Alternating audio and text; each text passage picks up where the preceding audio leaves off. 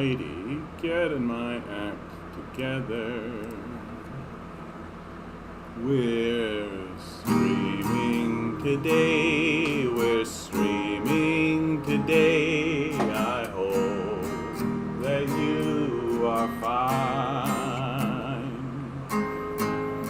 There's so many streams for us to see, but this one here is mine. I hope that you're happy, I hope that you're well. Now come on and join me, watch the world go to hell as we're streaming away. We're streaming today. Let's stream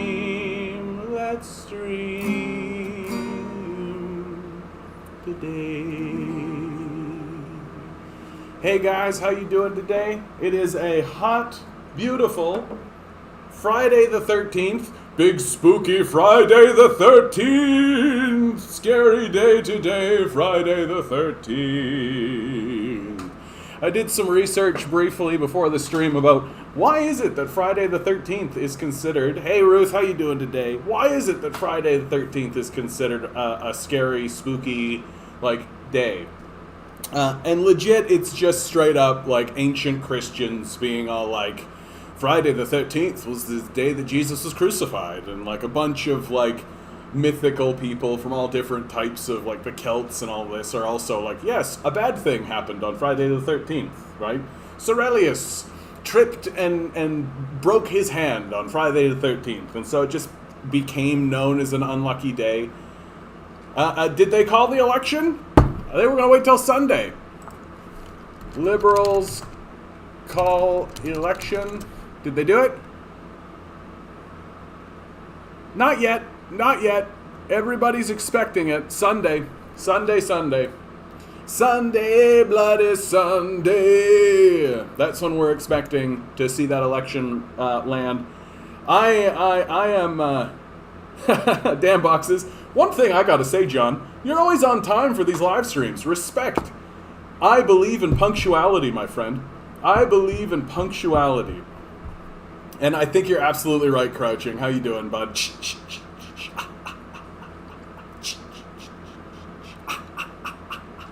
Yeah, Jason's Day. That's what happened. Friday the 13th was considered unlucky because of, Christian reasons and obscure sort of stuff. And then they literally were like, let's get a guy in a hockey mask and a machete killing people. And then you're just like, yeah, okay. I can get on board, right? I can get on board. A good Friday the 13th movie, just literally a slasher flick where the whole time you're like, that person's gonna die, you know? I'm right on board. And once again, Dan Boxes, thank you for complimenting my punctuality. It's one of the things, the way my brain works, okay? I'm either 15 minutes ahead on time, right? When it comes time to stream and everything, I'm sitting here for about 15 minutes before the time comes to hit the button. Just making sure everything's okay, kind of streamlining things, making sure everything's good. Or I miss it completely. Those are the two things that I do. I'm either ahead of schedule, ready to go, a good person, punctual and good, or just not even there whatsoever, and people are scrambling and calling me and being like, John, where are you? And then I'm like, what? And then I show up extremely late. Those are the two options. I'm never the guy that's running in the door being like, oh God, guys, sorry I'm late. Oh my goodness, traffic and all this kind of stuff. No, that never happens to me. That never happens. It's either on time by a good deal, or just I didn't even know I was supposed to be there. A beautiful shot. John, don't put ice in your mouth. Your whole thing is that you're supposed to be talking. Oh my God. Beautiful shot here of the Niagara Falls as we move into what has become a standard thing at the beginning of these streams. David Lynch's weather report, and then music recommendation. We've got a real treat for you today. So let's take it away, Mr. Lynch. Good morning. It's August 13, 2021, and if you can believe it, it's a Friday once again. Here in LA, a clear morning, very still right now, 66 degrees Fahrenheit, around 19 Celsius. Today, I was thinking about one of my all-time favorite songs by This Mortal Coil, sung by Elizabeth Fraser, Song to the Siren. This afternoon it'll be going up to 88 degrees Fahrenheit, around 31 Celsius, and it looks like we're going to be enjoying solid blue skies and golden sunshine all along the way. Everyone, have a great day. You too, David. Thank you so much for that update. And of course, he said that this is one of his all-time favorite songs. So here's a real treat coming to us. This is This Mortal Coil, Song to the Siren. This is the official video as well.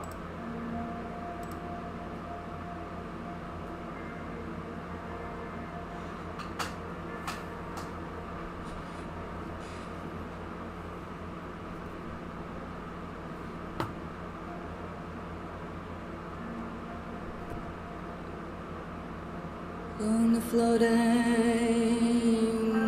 ships, oceans, I did all my best to smile till your singing eyes and fingers drew me laughing to your eyes. And you sang, said to me, let me unfold you. Here I am, waiting to hold you.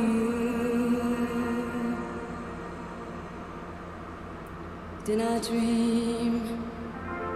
You dreamed about me. Were you here when I was for sale?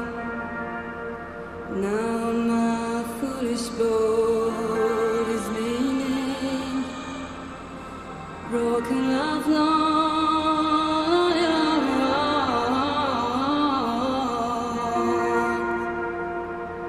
For you sing, touch me not, come back tomorrow.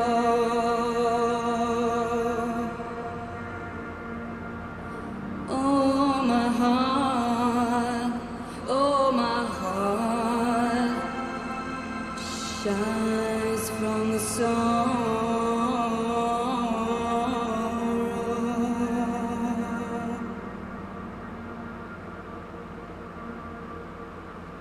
Well, I'm as puzzled as a newborn child. I'm as riddled as the tide. Should I stand amid the breakers, or should I lie with death, my bride? Hear me sing, swim to me. Swear to me, let me unfold you. Here I am, waiting to hold you.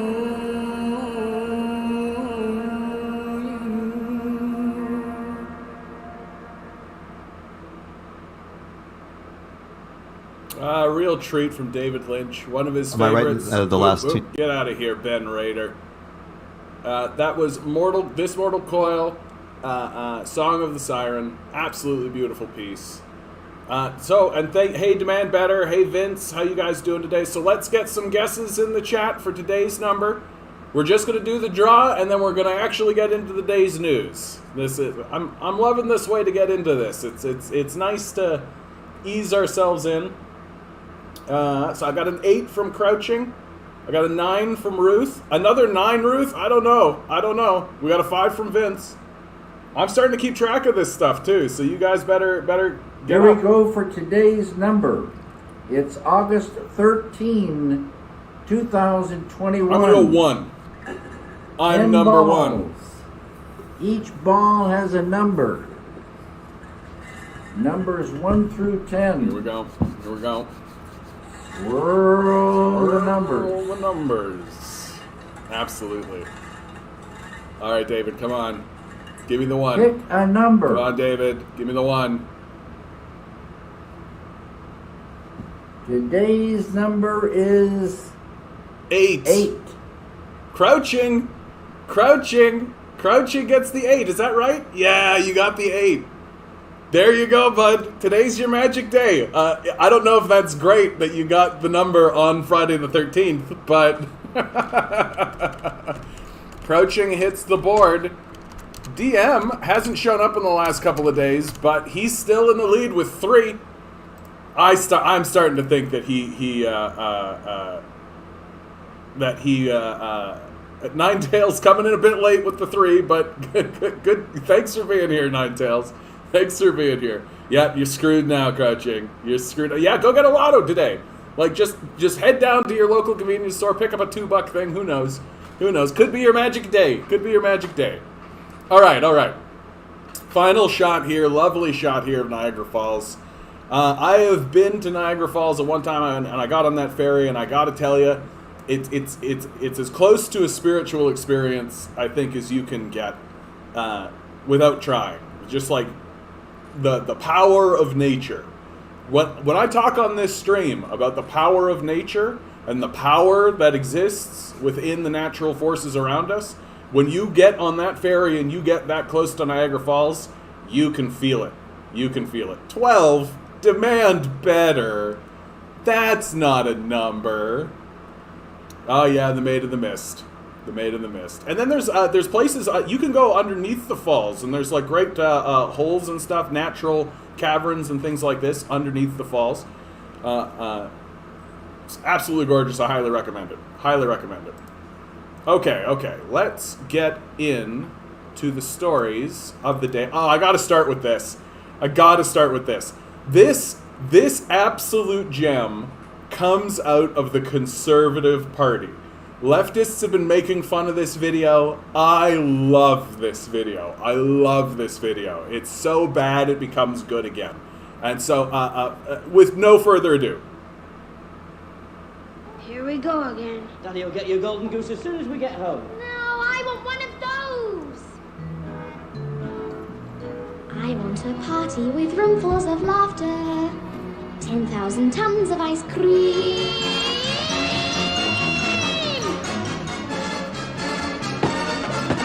I want the works, I want the whole works. Presents and prizes and sweets and surprises of all shapes and sizes. And now, don't care how I want The majority.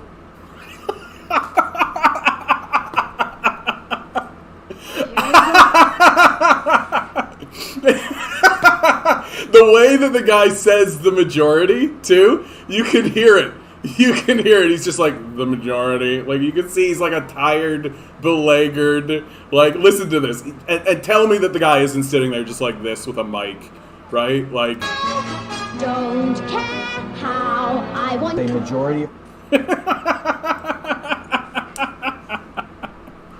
I love this.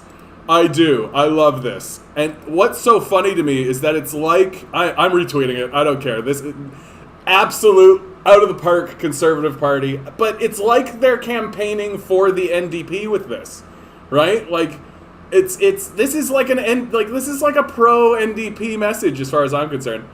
Like, although like the higher taxes thing, I guess not. I do love that they labeled like Canada is Willy Wonka. You'll get your golden goose Right? as soon as we get home. This shot here where she's like throwing stuff over. Oh, come on, come on. This right here, I love this. She throws in Canada's just standing there. Because that is how Canada is right now. We're all just like about this. Nobody wants to go into this election. Nobody wants to go into this election.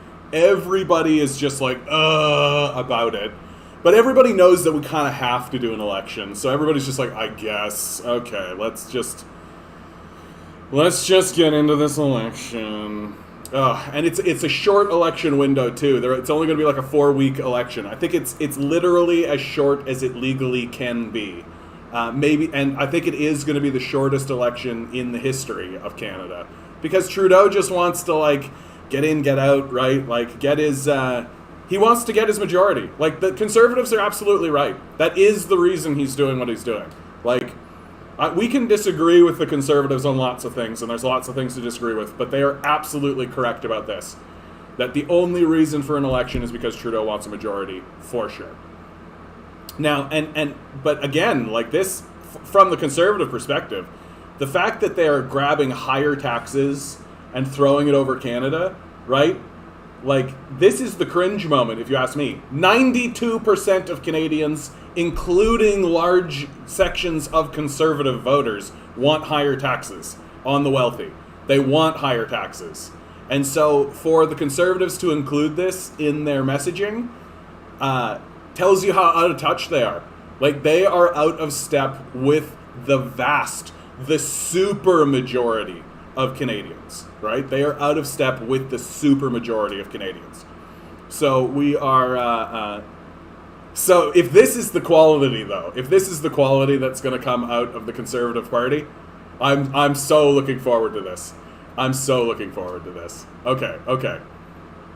Meanwhile, the NDP are struggling to elect candidates. It's embarrassing when the PPC have nominated more individuals than the NDP. They better get quick in nominations. Well, I mean, come and talk to me. Like, come. I'll run for the NDP. Let's go. Apparently, the Central Party is in disarray right now. I hear from insiders. Hopefully, it's not true. No, I believe it. No, I definitely believe it. Like, the NDP is, like, historically disorganized, right? Like, they're while they're getting, like, a good front, like Jagmeet Singh, okay, I got to address this because I'm starting to get upset with myself about this. And so I'm going to address this, and hopefully it lodges in my brain. The man's name is Jagmeet Singh. He's got it on his Twitter even, where he's like, Jagmeet, pronounced like hug meat, right? And so he knows that people say Jagmeet. I've been told by several friends, people I respect. I've been trying, God help me, I've been trying to get away from saying Jagmeet Singh and saying Jagmeet Singh. And now it's getting to the point where I literally have to say publicly, in front of everybody, I am no longer going to say Jagmeet. I'm going to say Jugmeet. And if I say Jagmeet, I need to, like, smack myself or something. Because it's no longer acceptable for me to be like, Jagmeet. Oh, I'm sorry, Jugmeet. Like, fuck that. Fuck that. It's so goddamn embarrassing. Like, I consider myself a competent analyst. I've got a live stream. I'm trying to do all this shit. But I'm here being like, Jagmeet. Ugh.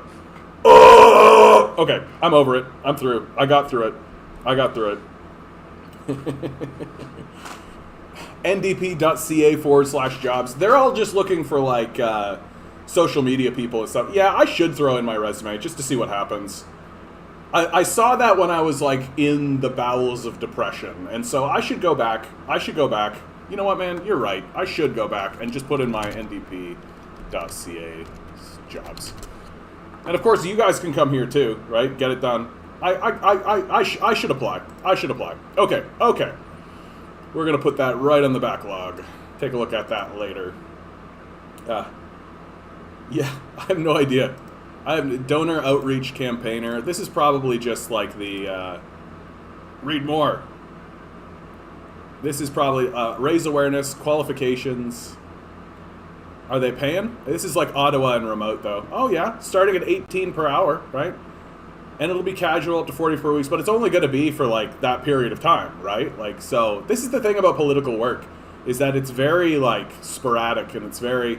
But, I mean, you might as well. You might as well throw your hat in the ring, see what you can get. right? Okay. So, net premier handling of COVID pandemic. I think that this is actually a really interesting piece of information, lore, if you choose. This is what I'm going to stop calling it polling or research, and I'm going to start calling it lore. We'll see if that connects. So, this comes out of Polling Canada, right? Who you can find it at Canadian Polling. Net premier handling of COVID pandemic. Legault is at plus 54%. Legault is a very popular leader. He really is going to be like the leader of the Black Quebecois forever, right? This guy, people love him. He's really doing everything correct to represent Quebec. I need to do a deep dig on him. I don't know that much about Quebec politics, if I had to be really honest. But his popularity can't be denied. Plus 54%. People love him. Atlantic average is 51. Great. Horgan, out in BC, people are like, yeah, 41% for Horgan. Okay, great. Mo gets 6%. It's only when you hit the real conservatives that you start to get Ford. -6, which for the conservatives is actually quite good. -6 isn't that bad, considering how bad he's like bungled things, if you ask me. Pallister, -25%. Pallister is the Manitoba premier, and he hasn't resigned, but he's not going to run in the next campaign, which basically guarantees that the next Manitoba premier will be Wab Kinew of the NDP, which I think is great. Wab Kinew is a great candidate. My brother works for Wab Kinew. I'm really hoping, and not just for my brother's sake, but for the sake of the province, that we see an NDP government come in. And then Kenny sitting down at -31%. -31% is like a total disaster. Like, this is a complete disaster for Kenny. And I hope he just gets, like, chased right out. Vince, you're saying, man, I wish the Quebec Solitaire were popular. They're the Trotsky left of the Quebec legislature. Oh, they're in number 3 right now. Dude, I gotta pay more attention to Quebec politics, dude. Like, what you just said there, I'm just like, what? Like, that's the separate shit. Ugh. What a word you've written here. How do I even say this? Separationalist. The separatist movement in Quebec is still sort of there, but I think most people think it's unrealistic at this point. That Quebec has gotten a lot of concessions, and Quebec has gotten a lot of, and the fact that they have, like, a federal party, like, what Quebec has done is actually quite brilliant, right? They basically just said, no, we're Quebec, we're French, we're going to be here, and so they created their own federal party to represent them in the House of Commons, and it's absolutely worked for them. They've gotten massive concessions from the rest of Canada. The separatist movement was nothing but a total success for them. They were able to leverage all of that to get massive concessions. So these guys are really, really, like, smart. Quebec's politics, near as I can tell, pretty smart, pretty savvy. Nope. So it's safe to say that Poilievre isn't sharing his video making team with the party, because if he did, the CBC wouldn't have published this cringe video today. Someone tweeted that. I gotta tell you, it's not that cringe a video. Like, I think people are just like it's not that bad. If that video had come out 5 years ago, people would have thought that it was kind of cute. I think, and I think it's kind of cute. But I mean, I guess I'm an elder millennial, I guess. So here I am.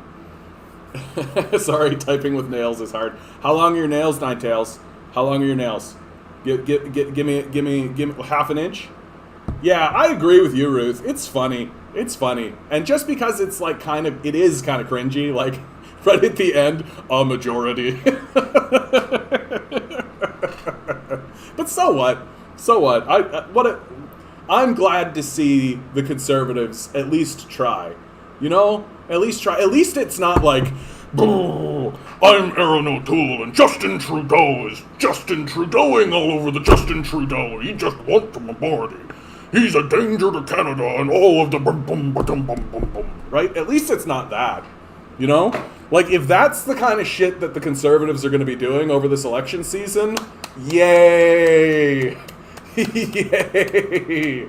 Yay! I so was not looking forward to the conservatives coming out and just, like, putting O'Toole in front of us and with the, like, black and white and being like, Justin Trudeau is a threat to Canada. I was super not looking forward to that. So the idea that they're taking, like, Willy Wonka and the Chocolate Factory clips and trying to memify them. Yay! I love it. I love it. I'd much rather have that. I'd much rather have that. It's better than what's going on in the U.S. and Britain. Exactly, man. Ruth Ellen Brosseau plans to be back as a Quebec NDP MP, says Liberals want her to run for them, but no way. Interesting. She ran as NDP, then went to Libs, now back to NDP. Interesting. Yeah, sorry, she lost to a Liberal. Yeah. Well, I mean, I don't know. People are going to go where they think they can be the most successful for themselves and also for people around them, right? So a little bit of party flip-flopping, why not? And I don't know, that to me tells me that there is a decent left contingent that exists in the Liberal Party. Dude, when I talk to liberals, they are dead convinced that if the Liberals run on a basic income, they're going to pass a basic income. I don't believe it at all. And I mean, it's very difficult for me to think that the Liberals won't attempt to outflank the NDP on the left with a basic income. It seems like an obvious political play. It seems really obvious to do that. That the NDP are coming out and saying, raise taxes on the wealthy, but the Liberals are going to come out and, like, outflank on the left and be like, we're going to pass a basic income. And I think, like, people are going to bite on that, right? People are going to bite on that. That, like, raising taxes on the wealthy, you can't necessarily run an election campaign on that, because simply raising taxes on the wealthy doesn't give anybody anything, right? Like, you've got to actually find a policy that is popular, that people want. And what's a policy that people want? A basic income. It's super majority popular in both the NDP and the Liberals. It's super majority popular in those two parties. The Green Party does run on a basic income already.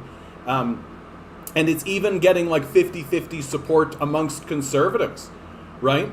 So it's a real slam dunk, no-brainer policy to come out and run on. And I'm completely floored. I'm like completely blown away that the NDP are just sort of letting it slip through and opening the door up to allow the Liberals to outflank them on the left again with a policy that everybody wants again. And then all of, like, the gullible Canadians are going to go, oh, yeah, basic income sounds like a great idea, and I got to vote Liberal or else the Conservatives will get in again, and so I'm going to vote Liberal for a basic income. And then the Liberals will get the majority, and then suddenly it'll be like, oh, I don't see a path forward for the basic income after all. Oh, well.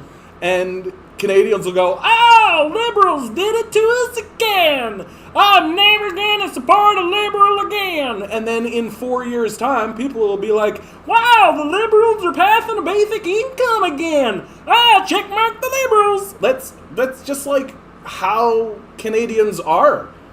That's just like how well, I don't care if that's what Jugmeat agrees with. That's what's going to happen. Because it keeps happening. It's at this stage in the game, it's predictable. It's completely predictable that the NDP allows the Liberals to outflank them on the left. The Canadians, who are gullible, allow themselves to be lied to again by the Liberals, and then the Liberals don't pass the legislation because they don't have to, right? Because all the Canadians want is a promise. They don't actually want the policy. They just want the promise. So why pass it? Yeah. Free Meng, stop war with China, join BRICS and Belt and Road. Yeah. Like, I mean, build something. Build something. How about that? Like, actually build something. I would like to live in a society. That's what I would like to live in. That, for my entire life, I feel like I've been living in, like, a like, pretend society. Like, a paper society. That, like, it's like someone made a picture of a society and was, like, holding it up in front of me. And then when you actually take the picture away, there's fucking nothing there. Right? We don't actually have a culture. We don't actually have a society. We've got, like, the pretend edifice of these things. We've got, like, a digitized version of these things. We don't actually have a society or a culture. And, like, we could, right? But our society is so gutted, like, it's so down to its brass tacks now, that, like, we have to genuinely contemplate, like, the fundamentals and the basics. Like, what are the fundamentals? What are the basics for the society? Well, everyone should have food and shelter. Like, point one, right? Does anyone disagree with the fact that everyone needs food and shelter? And if everyone does not have food and shelter, that's a major problem, right? Like, I think you would have to be, like, the most insane, far-right, neo-Nazi, crazed psychopath to stand up and say, no, people can go without food and shelter. Right? I think that's where you have to be politically to actually stand up and say, no, people shouldn't have food and shelter. And so start asking yourself, well, what's the easiest, fastest, most effective way to ensure that everybody can get food and shelter? Well, it's a basic income, right? It's a basic income. That's the fastest, easiest, most effective way that you can do it. Just like boop, bop, boop, and you're done. And because we're so down to, like, the basics of what the society needs to be, because our current capitalist model is not making sure people have food and shelter, and even more than that, when it's pressured, when the capitalist system receives any kind of pressure whatsoever, it actively ensures that people can't get food and shelter. This is why the liberals had to pass the CERB, right? They had to pass the CERB because the capitalist system failed to give people food and shelter. So we have to actually think, okay, how do we actually build a society on basic principles? Everyone should have food and shelter, and the fastest, cleanest, easiest way to do it is the basic income. And if that starts to show holes and show cracks and cause problems, then we can deal with those as they occur, right? And maybe we do need to transition to more direct government, like, government will just give you the shelter, right? Government will create rent controls and things like this. Maybe we do need to get into that, you know, because maybe the capitalists will continue to act like the fucking psychopath sociopaths that they are, right? Maybe they will just jack the rents outrageously. Maybe they will. Maybe food prices will soar. Maybe we should genuinely consider getting rid of these capitalists, right? Maybe we should genuinely consider just getting rid of these guys. Because they're obviously antagonistic to life. They obviously don't care if you have food and shelter, which is the reason why we need to be passing basic income in the first place. Because the capitalists don't want to help anyone. They just want money for themselves. So I'm just blistering, like, I'm just like, I really am racking my brain for what is the logic here? What is the logic for the NDP to not directly run on the basic income? And the only thing I can come up with is either it's a complete oversight, right? It's a complete oversight, or Jagmeet Singh does not believe in the policy, right? That's very possible. And it's also possible that he's completely bought, right? That he's just there as another mechanism for controlled dissent in the populace, the way that Justin Trudeau is. Yeah. And I can't think of any other reason. Like, why would they not be pounding on the pulpit for a basic income right now? It seems like a complete no-brainer. And if anybody has any theory, you let me know. What do we got? Yeah, NDP, stop allowing libs to outflank you on the left. Yeah, especially now. Like, it's such an obvious position. I do think that round 2 of this election will be the Ontario 2022 election. Although, with Jagmeet's...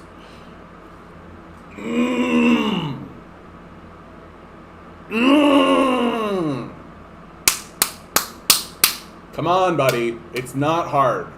It's not hard. It's not hard. not hard.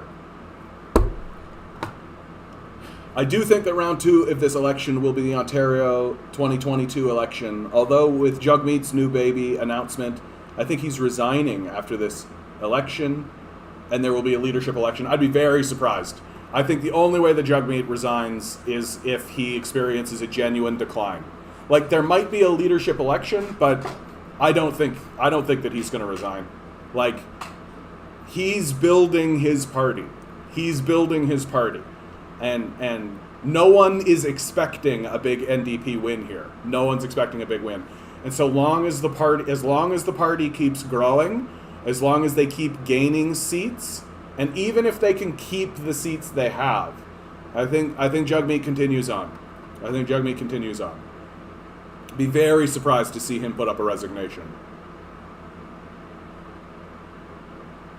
He would only experience pressure to resign or want to resign if there was a decline. And even if there was a stagnation, I could see it. But the reality is that Jagmeet Singh himself is popular, right? Like, he himself is popular. So and that's a really good sign for the NDP. Like, why would I want to get rid of a leader that was popular, right? Like, I'd want to get rid of, like, Aaron O'Toole. Like, Aaron O'Toole's who I want to get rid of. But no, I think Jagmeet's get used to him. Get used to him. He'll be around for a while. Even neighborhoods are no longer neighborhoods as we remember them anymore. Yeah, like they're just sort of empty shells. They're like a pretend version of a neighborhood, right? They're not really a neighborhood. I don't know how to articulate this. I feel like it's on the tip of my brain that there's like this illusionary neighborhood that's been like put in front of our eyes, and all of the stories we tell ourselves on our digital media give us a picture that of the neighborhood. But when you actually go out into the neighborhood, it's all kind of empty. There's not much going on. It's all, and this is before the pandemic as well. The pandemic just really made it obvious. Everything's just big stone skyscrapers and just empty. Like, the only reason anyone's outside is to get somewhere, right? Like, nobody lives outside. Nobody is spending time in their community. Nobody's spending time to know anybody, right? Everybody's just traveling to a place. And so that means that we're all like isolated in our own world, that we can, we can create everything we want in our own world. But then you step outside and it's just like this barren, empty wasteland of nothing, where there's just like cars just like, and so it's shitty. Like, you can't really spend time outside. And all the parks that exist are just, like, jammed into, like, the little corners that they couldn't actually build, yet another suburban house on, right? So all your parks just feel, like, cramped and, like, kind of dingy and sort of shitty, right? And even if you are in the park, right, like, there's, like, sparse, shitty trees that are obviously struggling because of the pollution in the air, and like maybe you're on your blanket trying to read a book, and there's cars in the background.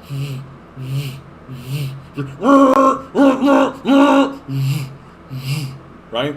And like, there's no sense of like connection to anybody or anything, really. There's no sense that like you can just start a casual conversation, or like be like, everybody needs to be separated from one another and kind of weirdly isolated, so it's like you're living in a society, it's like you're living in a place where there is no society, right? You are supposed to be this isolated little island, and there is just like, and everything has been sacrificed at the altar of capitalism. Just everything is just for traveling through. Right? Everything exists just to get to the place where you work. Go home and sleep, go here and work, and if we can make it look passably nice as you walk between those 2 points, so if you can walk through Trinity Bellwoods Park, right, that's fine, but Trinity Bellwoods Park itself is not that great a park, right? It's just like, it's just like the edifice of a park. It's just like a brochure. Like, that's our whole society. Our whole society is just a brochure. And then you get to the place, like you get to the society, and you look at the brochure, and you're like, oh, it just is what the brochure actually is. There's nothing else to it. Anyway.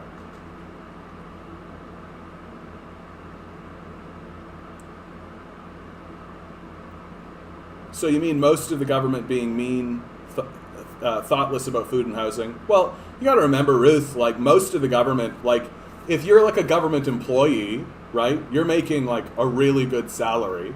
So you're already disconnected, right? And if you've been a government employee for any amount, especially if you went straight from school to like university or high school and then into government employ, sorry, I said university or high school. That's silly. University or college, and then went into government employ. So your life has been like a tradition, like a really simple, streamlined, like school, job, and a good paying job with like benefits and all that, a union.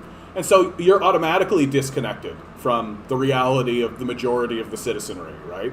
And then who keeps getting elected into these positions? Princes. Like Justin Trudeau is a prince. Like he's a prince by any measure of princehood, right? He was never going to experience a wealth insecurity. He was never going to experience food insecurity. He was never going to experience this. He's been groomed since the day he was born to be the Prime Minister of Canada, right? That literally the first time he ran against Stephen Harper, the narrative wasn't he's unfit to be a prime minister. The narrative that came out of the Harper administration was that he is not yet ready to be the prime minister. So even Stephen Harper knew and understood that one day this guy is going to be the prime minister of Canada. It was conceded by his opponents immediately. So everybody knew that this guy was being groomed to be the prime minister of Canada. So yeah, I believe that a man like Justin Trudeau could be thoughtless about food and housing because he's never once experienced a moment of insecurity in his life. He's never even contemplated, maybe today I won't have food. It just doesn't, like, the idea of having food and shelter is an afterthought for him. He has people that find these things for him, right? Like, it's not even in his head. And so when you've got like an establishment of people who are princes and like people who have never even contemplated these things in their life, and then a group of government employees who are in the same kind of boat, yeah, the government is just not going to think about it. And it's literally taking like thousands and thousands and thousands of people to be like, hey, could we get food and shelter? Could this be like a basic sort of a thing, food and shelter? What do you think, right? Can NDP run on Leave NATO and join BRICS? No. No. Canadians don't actually think about foreign policy. This is something I've come to learn about Canada. They just don't think about it. It's just not in... It's not convincing, right? It's just not convincing. It's not the reason why someone votes federally for someone. It just isn't. And it doesn't matter if you point out that, like, hey, the Liberals are like gigantic arms dealers. They support an apartheid state. They support like the worst possible regimes. They're in complete lockstep with the United States and the spread of empire throughout the world. People will just be like, meh, buck a beer though. Buck a beer? Buck a beer? Right?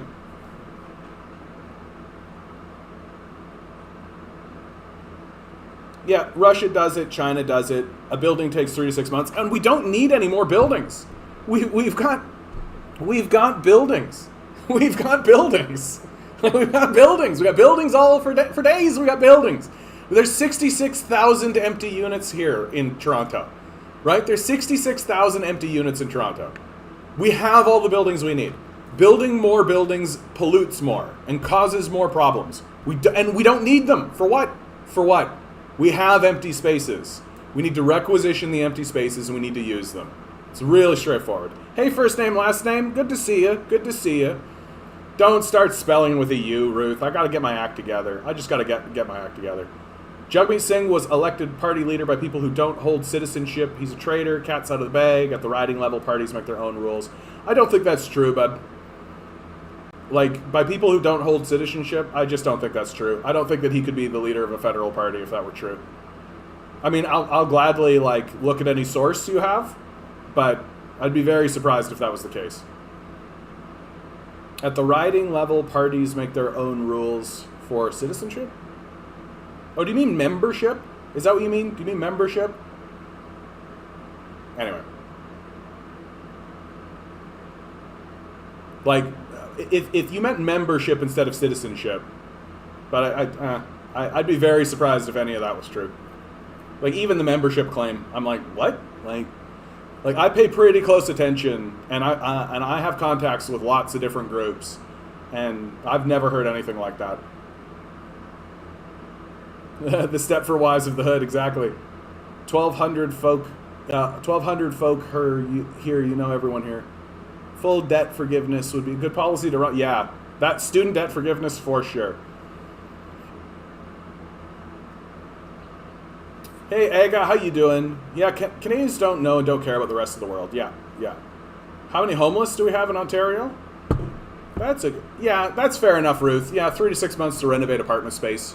That's actually, well, and that's a really good point, because we're experiencing this thing where nobody wants to go to work anymore, right? That the commute is stupid. They can do the work from home, right? So they can work remotely. So nobody wants to do that. And there's this big pressure to get people back into the office spaces and working. But literally the workers are saying, okay, if you make me do that, then I'm just going to quit, right? That working from home has, like, the benefits of doing so have become so obvious for so many people, right? That people want to work from home. And the commute sucks, and why do it? And it's polluting and all this bullshit. And so what's going to happen, one way or the other, is that you are going to have empty office buildings, right? You're going to have just office spaces that aren't being used. And so there's more space that you can just requisition and just, 3 to 6 months, renovate them, create apartments out of them, off to the races, right? There's all kinds of opportunity for solutions, but we actually have to do them. Yeah, and we also talked about how much room space do you to live comfortably. I mean, a single person, 500 square feet. That's what the place I'm in is actually too big for me.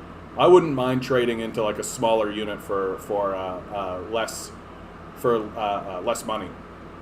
I wouldn't complain about doing that. Just think if Habitat for Humanity, students and trades go to do it instead of donors. Yeah, but then they'll stop them, right? Like, if citizens just start doing this stuff, then the politicians will stop them. Because the politicians work for, ultimately, the billionaire class, right? And anything that gets done that eases the burden of the populace without the express permission of the billionaire class needs to be stopped.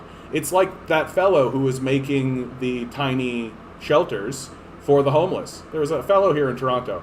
He made a ton of them. He made like 2,000 of them just by himself, just because he wanted to. And he got told to stop by the city because these places were quote unquote a fire hazard. It was just the most bullshit. Like, yeah, no, they're not. Like, they're fucking not. Like, it's so embarrassing and cringy a reason to give a fellow for creating these small shelters. That they're a fire hazard. Like, it's total fucking nonsense. So, now, coming out of Canadian Dimension, which so far I think has been a pretty decent source. I haven't been minding Canadian Dimension yet. This is an article from Christo Avalis. My apologies if I mispronounced that last name. Christo, you can come and tell me all about it. How Jagmeet Singh and the NDP can stunt the Liberals' majority hopes. While it's been clear for a while now that Justin Trudeau and his Liberal Party have been itching for a pandemic election, the official call will be coming in a matter of days. According to Reuters and other sources, Trudeau will announce on Sunday an election taking place on September 20th, 2021. While the polling averages look very good for Trudeau, with all observers putting him on the precipice of a majority or better, there also exists major opportunities for Jagmeet Singh and the NDP to grow their caucus, stop a majority, and perhaps aim even higher than that. Going into this election, Trudeau has much to be optimistic about. Many polls put him nearing the 40% mark, and his lead over Aaron O'Toole and the Conservative is massive across more recent surveys. Even if Trudeau was to fall short of a majority, His caucus may end up being 60 seats larger than the second place alternative. But this also presents a challenge for Trudeau and an opening for Singh. While the Liberals will go back to their stagnant well of telling progressive Canadians they need to vote Liberal to stop the Conservatives, such a directive may fall flat in an election where Trudeau has a gargantuan lead over O'Toole. Even if one adheres to an anything but conservative voting plan, this opens an election where one can vote their actual preference without fear of conservative rule. In this context, Trudeau may well win, but progressive voters could vote NDP in red-orange parts of the country, and this could stunt majority chances. But this scenario is not a guarantee for the NDP.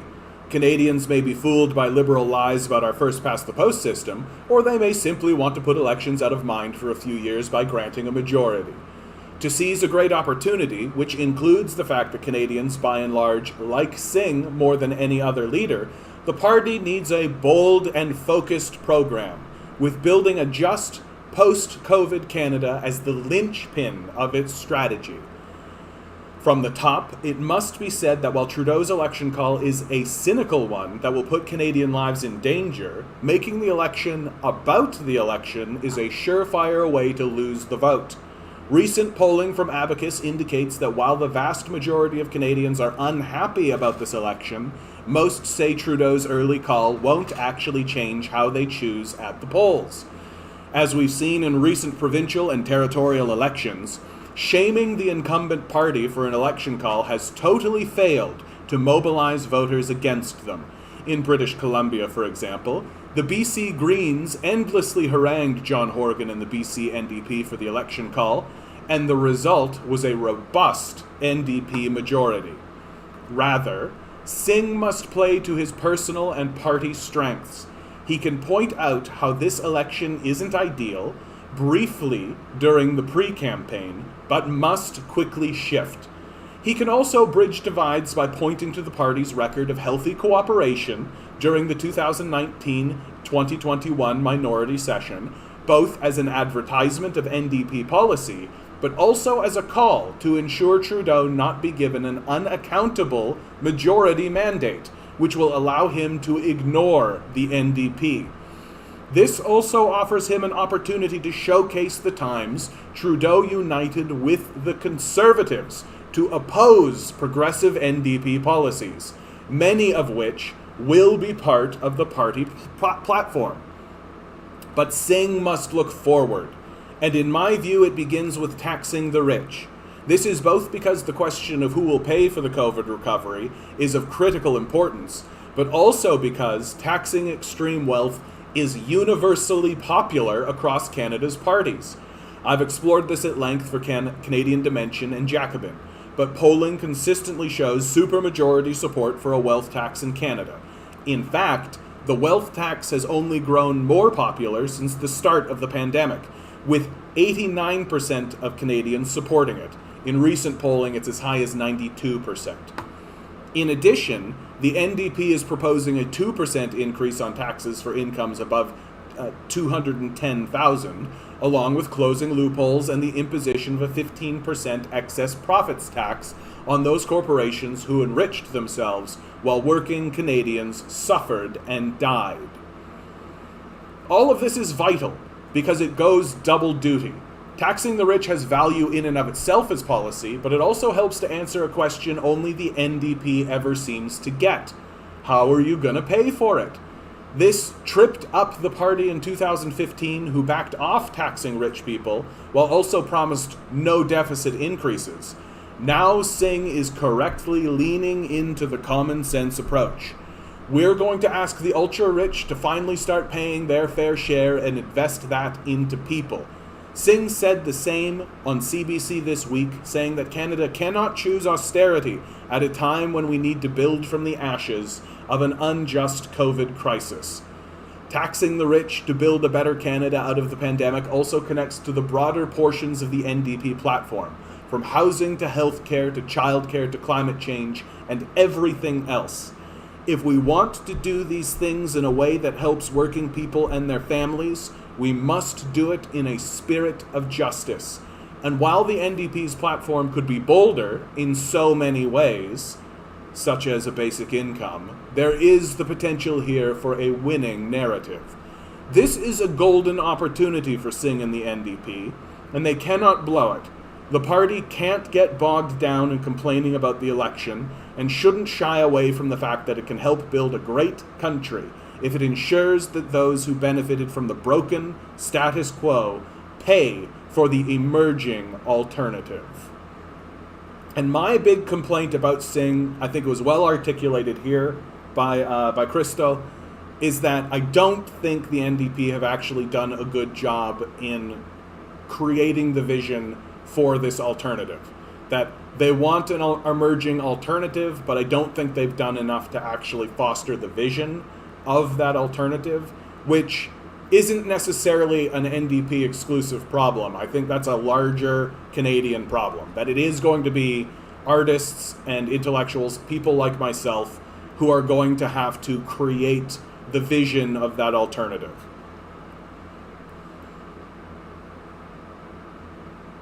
He has a YouTube channel, Christo, but it's dedicated to Trump. Oh, that's unfortunate to hear, pissed off. Hopefully he's anti-Trump. Or she. I actually don't know anything about this author. I should not assume anything. Ninetails says, sounds like NATO is going back to Afghanistan, canceling the withdrawal. But I think that good for China? I don't think the United States being there is good for anybody. It's not even good for the United States. Really, it's not even good for the United States. Like, so what's happening? Oops. Google Maps. Google Maps. If you are unfamiliar about what's happening, we're doing a quick foreign policy shift because Ninetails brought it up. So the United States has been steadily withdrawing publicly funded troops, so army troops out of Afghanistan. They're still funding mercenary groups in Afghanistan. The problem is that the Taliban, who was like a non-entity in Afghanistan, that was well controlled by the ruling class of Afghanistan when the invasion occurred, the ruling class, the Taliban now is so popular and has such an enormous amount of support that when the Americans withdrew their troops, well, now the Taliban is going into Kabul and taking over the capital of Afghanistan and taking it over. So it's been a complete disaster from a American military, from any strategic military position.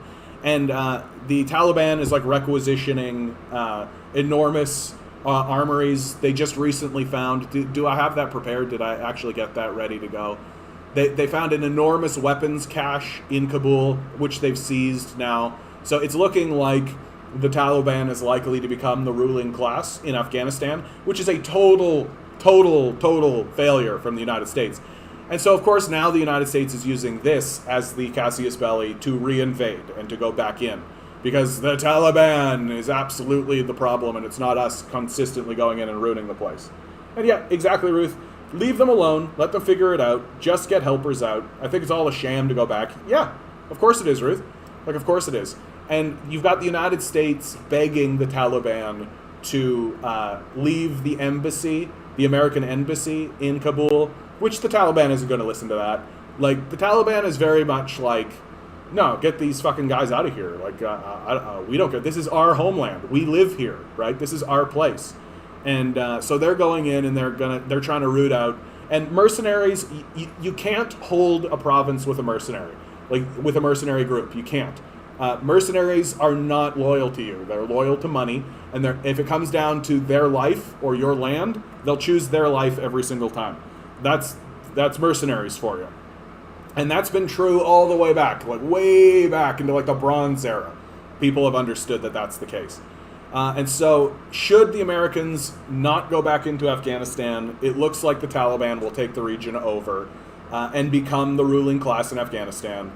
But of course the Americans are just going to go in again and take it over and all that nonsense. It's just ridiculous. It's just ridiculous because this gives the Americans a good platform to launch attacks into Pakistan and also to funnel terrorist groups into China, which they've been doing this whole time. So this is a strategic point that the Americans are not going to allow. And also, I mean, the Iranian border, right? So it connects to a lot of different things, and they don't want to give it up. And so they'll go back in. They'll go back in. Because that's what Americans do. They waste lots of money telling others what to do. Hey, I found the rhyme. Good for me. Good for me. I think it's good for China, though, because it splits the focus again. Oh, yeah, I kind of see what you're saying, Ninetales, there, that it's a resource sink, right? That it's turning into, like, a real quagmire that the Americans are just funneling resources into. And as long as they're funneling resources into Afghanistan, they're not funneling resources against China directly. Yeah, I see where you're coming from with that. And I can even see, I have nothing to verify this. What follows here is strictly speculation. But I could very much see the Chinese doing the exact same thing, funneling resources in through here into Kabul to prop up a Taliban a government, right, to give them the support they need to the degree to which they're capable in order to create any amount of stability in the region. Because, I mean, that's how you build, like, talk about building trust and building relations with your neighbors. If China were to actually funnel resources into Afghanistan and then basically do to the Americans what the Americans did to the Russians, right? Funnel resources in here, and this turns into a real proxy war. The difference is that if China does this and allows the Taliban to create their own government and then just leaves them alone, right? Then just leaves them alone and starts to build relations with them, this would actually be a huge win for China, right? If they could secure an ally, or not necessarily an ally, but a friendly governing force in Afghanistan, because it means that they could put the Belt and Road Initiative right through here, right? Belt and Road Initiative right through here into Kabul, right? Kabul to Tehran, be a major success for China. Major success for China. So we'll see. We'll see how it all unfolds, but right now it's looking pretty embarrassing for the Americans. That the Americans are caught in this, like, we want to withdraw, but oh no, the person who we think we said was our enemy this whole time, who we empowered and now have actually armed, has seized control of the area. Oh no, so we gotta go back in, you guys. So it's just a money sink. It's just a money sink, and it's ridiculous. It's ridiculous. So, I'm going to touch on good news, and then I'm going to sing a song. So, Canada's EV rebate program surpasses 100,000 cars purchased. This is great news, right? This is great news. And this comes straight out of Tesla itself. Following news that Tesla's Model 3 Standard Range Plus had sold out in Canada and the US, the government of Canada has just surpassed an important milestone for its electric incentive program. More than 100,000 zero-emission vehicles have been purchased or leased with Canada's Incentives for Zero-Emission Vehicles program. So this is a program that was big in New Brunswick, if I'm not mistaken. Canadians continue to remind us that addressing climate change is a top priority. By making zero-emission vehicles more affordable, we put more of them on the road and reduce pollution in our cities and towns. And the government of Canada added over $287 million last fall to continue delivering the IZEV program. Total funding of $587. So this is the government also announced the addition of 853 new EV chargers. So this program is showing to be a success.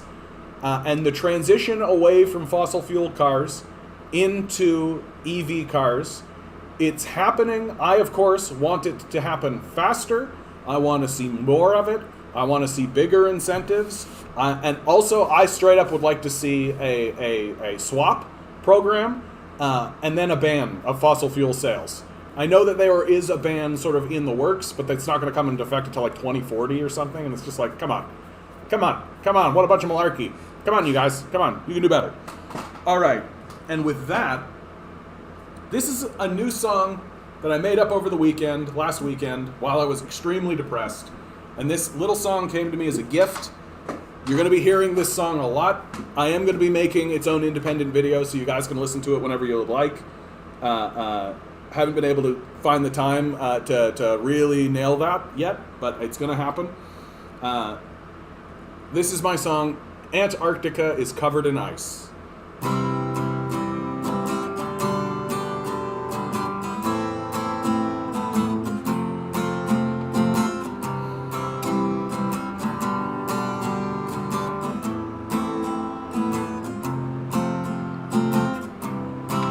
Got asked a question by my niece who's 5 years old. What's life gonna be like when I'm fully grown? I looked up at the crimson smoky sky.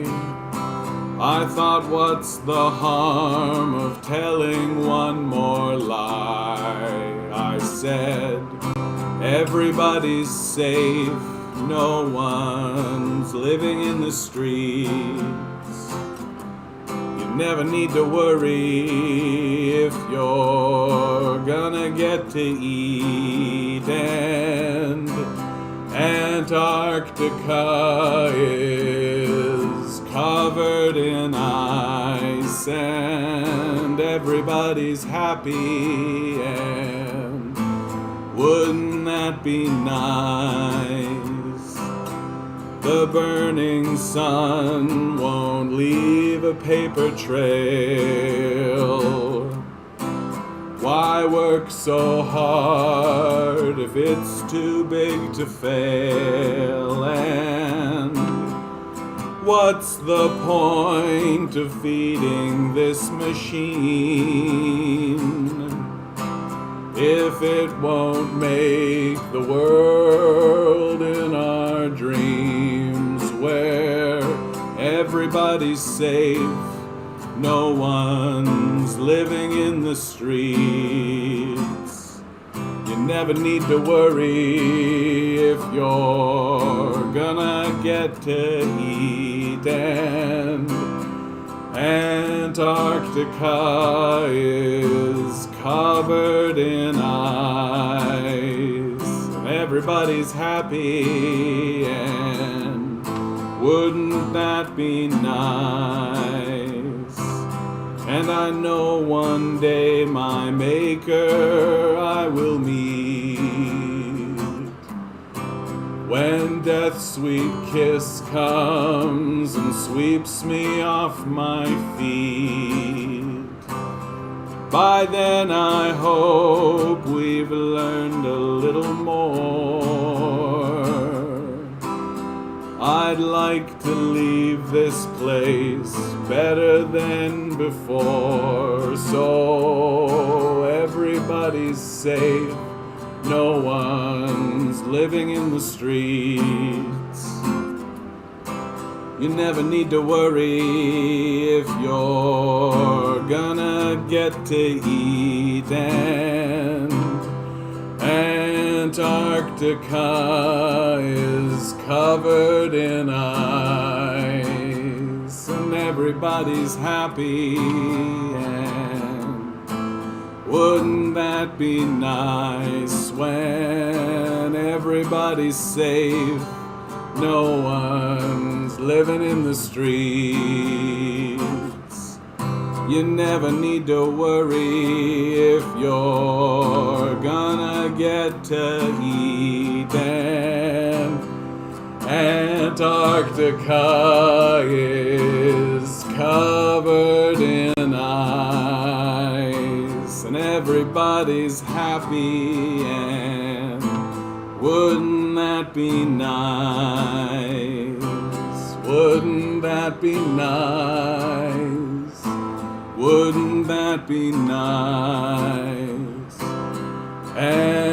Antarctica is covered in ice, and everybody's happy, and wouldn't that be nice?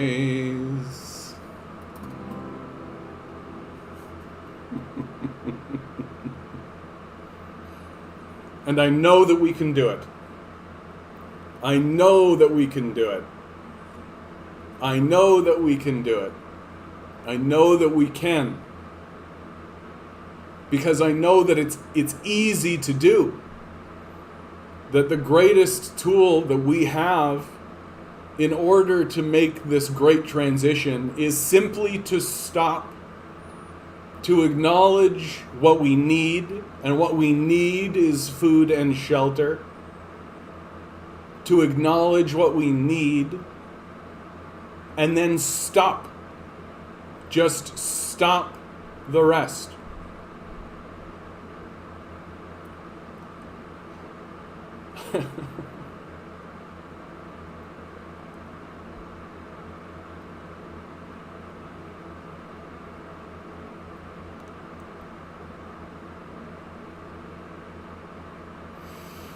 And right now, man, right now, that is what we need more than anything else, is we need these messages of hope.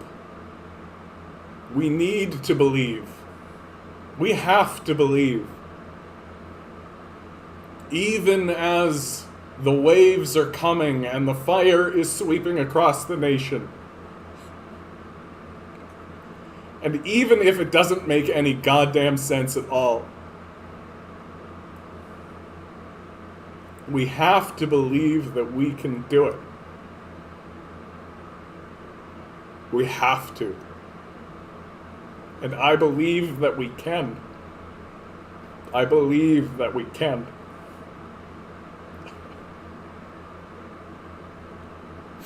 One of these days, I'm going to play this song, and I'm going to talk afterwards, and I'm not going to fucking cry. It's going to happen. It's going to happen. That's right, Matthias. Good to see you here, bud. Strong hearts always prevail. Did you change some of the lyrics slightly, John? Yeah. I'm still letting it settle in, Crouching. There's still wiggle room. Ninetails, you really want to hear the ones that will piss off the capitalists, though? I gotta be straight up with you, Ninetails. I think this song is gonna piss the capitalists off like you wouldn't believe. That all of the rest of my music, I think, is like preaching to the choir, and it comes from a place of like hopelessness, and there's a real catharsis to a lot of that other music that I play, and I'll gladly play any of it if you ask. But this song is going to scare them more than anything else I've ever done, because they can't fight this. That they can't fight that song. What are they supposed to do about that song? What are they supposed to do? Oh, just some hippy dippy shit. That's the best that they'll come up with. That's it. That song is a weapon, and I am going to wield it. I got you, Ninetails. I got you, Ninetails. I knew I would. That song was given to me as a gift, and I plan on spreading that gift to every Canadian and every American and anyone in the world who will listen to it.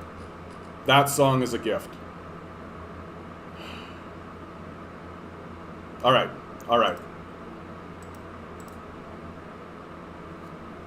As I've been talking about a lot on this channel, right? I came across this article from Global News. This is by Kendra Slogowski. Crouching, you're saying, would love to hear this literally every stream. 7 o'clock, dude. I'm going to do it at 7 o'clock. Every time. Because I think that there's true power there.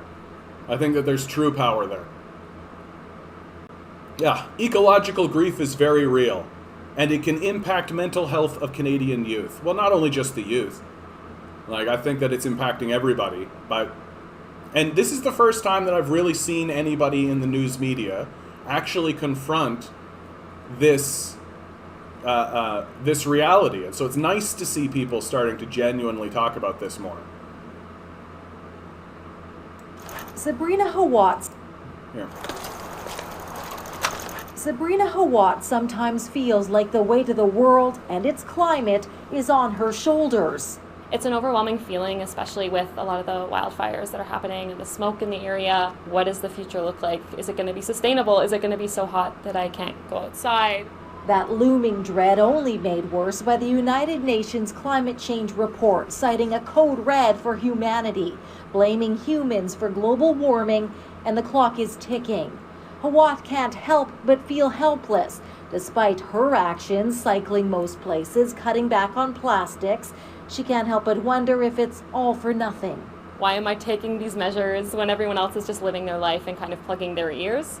She calls it her ecological grief, also known as eco-anxiety. Psychology professor Robert Gifford says it's not a clinical disorder yet, but climate change does impact mental health. It's real for sure, and justified. We should not denigrate people who are experiencing eco-anxiety. We should be saying, what can I do for you? How can I help? And it's mostly young people feeling eco-doom and gloom, says Gifford. The big picture may be daunting. Still, he says, steps you take matter to the environment and your health. Don't try to do it all yourself, but form some kind of friendship, partnership, group. Hawat has been doing that and is hoping her voice and actions convince others to share the load. It's a really big weight to hold as someone who cares a lot about the environment and sustainability. Kendra Schlogoski, Global News. Create a community, a group. Hi. Sorry, they said that and I just thought to myself, like, oh, yeah, okay. So that's what we're doing here, guys. We're streaming on this kind of stuff and reporting this kind of stuff by medical professionals' advice. A professor of psychology from the University of Victoria, it was Victoria or was it Vancouver, told me that I should make a group dedicated to dealing with this, and I did. And I just think that, like, I'm glad to see that this is starting to become more within the more within the actual conversation. I'm hoping to see more of this kind of thing because it is this anxiety, it is this kind of emotional state. Do you think mutual aid funds and community gardening would help during the general strike? If there is a general strike, we'll see. Yeah, we'll see. Like, I mean, yes, definitely. Like, community gardening. I have a friend who has an absolutely beautiful garden that she turned her the front area of the home that she's renting into an absolutely wonderful garden. And she's thinking about seeing if she can buy or lease a little bit of property outside the city in order to, garden. And just like, we are getting to a position now where we should be transferring. Like, if you walk down the street of your town and you're seeing like a parcel of land that's not being used, we should be genuinely considering, hey, that parcel of land should be turned into a garden. Like, we've got to start growing food in urban centers. We got to start focusing on creating these systems of locality, and it just seems like our political system here, especially in the city of Toronto, our political system has been largely overwhelmed. That the way the Ford administration especially, but the Mike Harris administration beforehand, and then the inaction from the Wynne administration has broken apart the democratic system. Like, here in Toronto, a single representative, a city single councillor, has like 150,000 constituents. It's way too many. That's way too many. You'll never talk to your councillor. You'll never get their ear, right? You need to be a large institution in order to get the attention of these city councillors. And the promise was always from the Ford administration as well as the Harris administration that, oh, we'll make these districts bigger and that'll lead to less funding. It'll be more streamlined, efficient, is what they always say.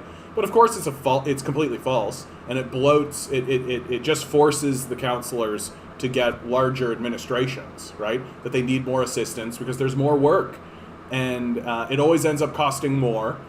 And so I would really love to see a premier come in and actually draw the districts so that city councilors. I think a city councilor should have like probably at most. I'm thinking like at most 50,000. To me, 50,000 is like, even that seems a bit overwhelming, right? Even that seems a bit much, if you ask me.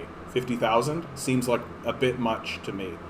But redrawing the city districts and redrawing the districts to be more reasonable would go a pretty long way to getting things like local gardens, which isn't to say that you can't talk to your local city councilor already and your local people already, right? And I actually encourage people to do just that, right? Go talk to your local councilors, your local representatives. You'd be amazed what can happen just with bylaws and things like that. Ruth is saying, I think this COVID time caused us to think of living like we haven't before. Knowing death or the real threat of yourself, family, or friends has changed the way we are thinking of life. Yeah, we collectively faced our mortality. We collectively faced our mortality all at once, all at the same time. And we're still doing it. And that looming, ever-present, invisible threat, right? That is just always kind of hanging around us.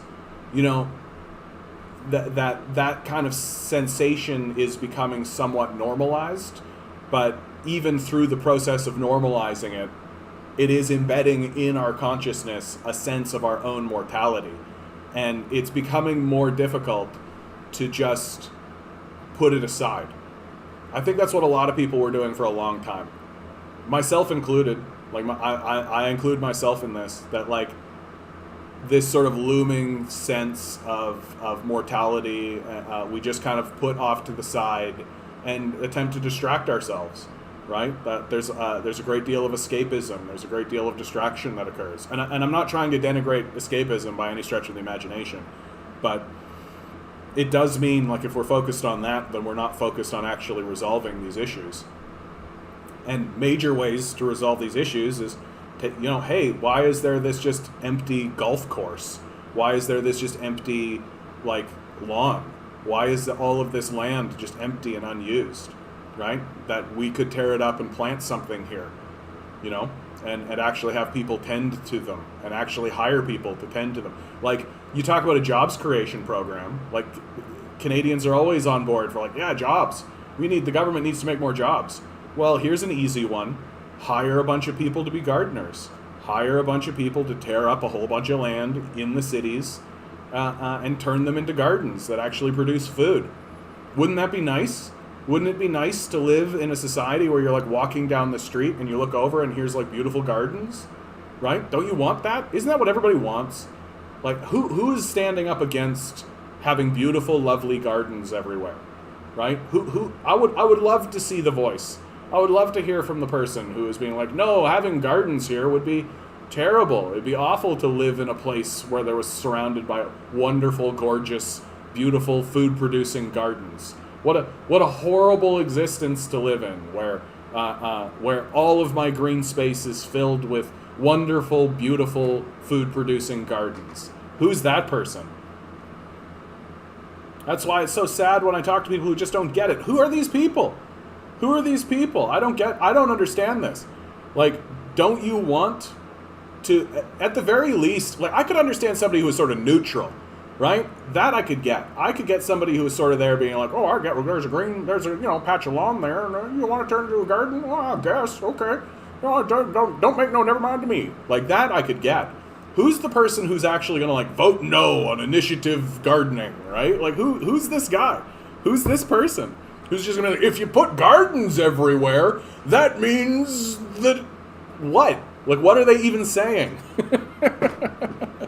Who could possibly be against this? Like, what would the actual reason be? I'd love to hear it so that I could actually talk to it. Because right now it just seems like it's not happening because there doesn't seem to be enough of actual push. Like, it doesn't, but I feel like if you actually started pushing on it, people would be like, yeah, and they would just fall over. They just roll over on it. But I can see it from an organizational thing, right? Like that, like, you got to actually tell people, like, this green space is going to be used for gardens now, and there's going to be, like, lots of landlords and things like this who are going to, because the problem always comes down to stupid fucking landlords, right? It's always these dumbass, just like, oh, if you, I don't want to have to take responsibility, and if you do, anyway. I'd love to see gardens everywhere, dude. Gardens everywhere.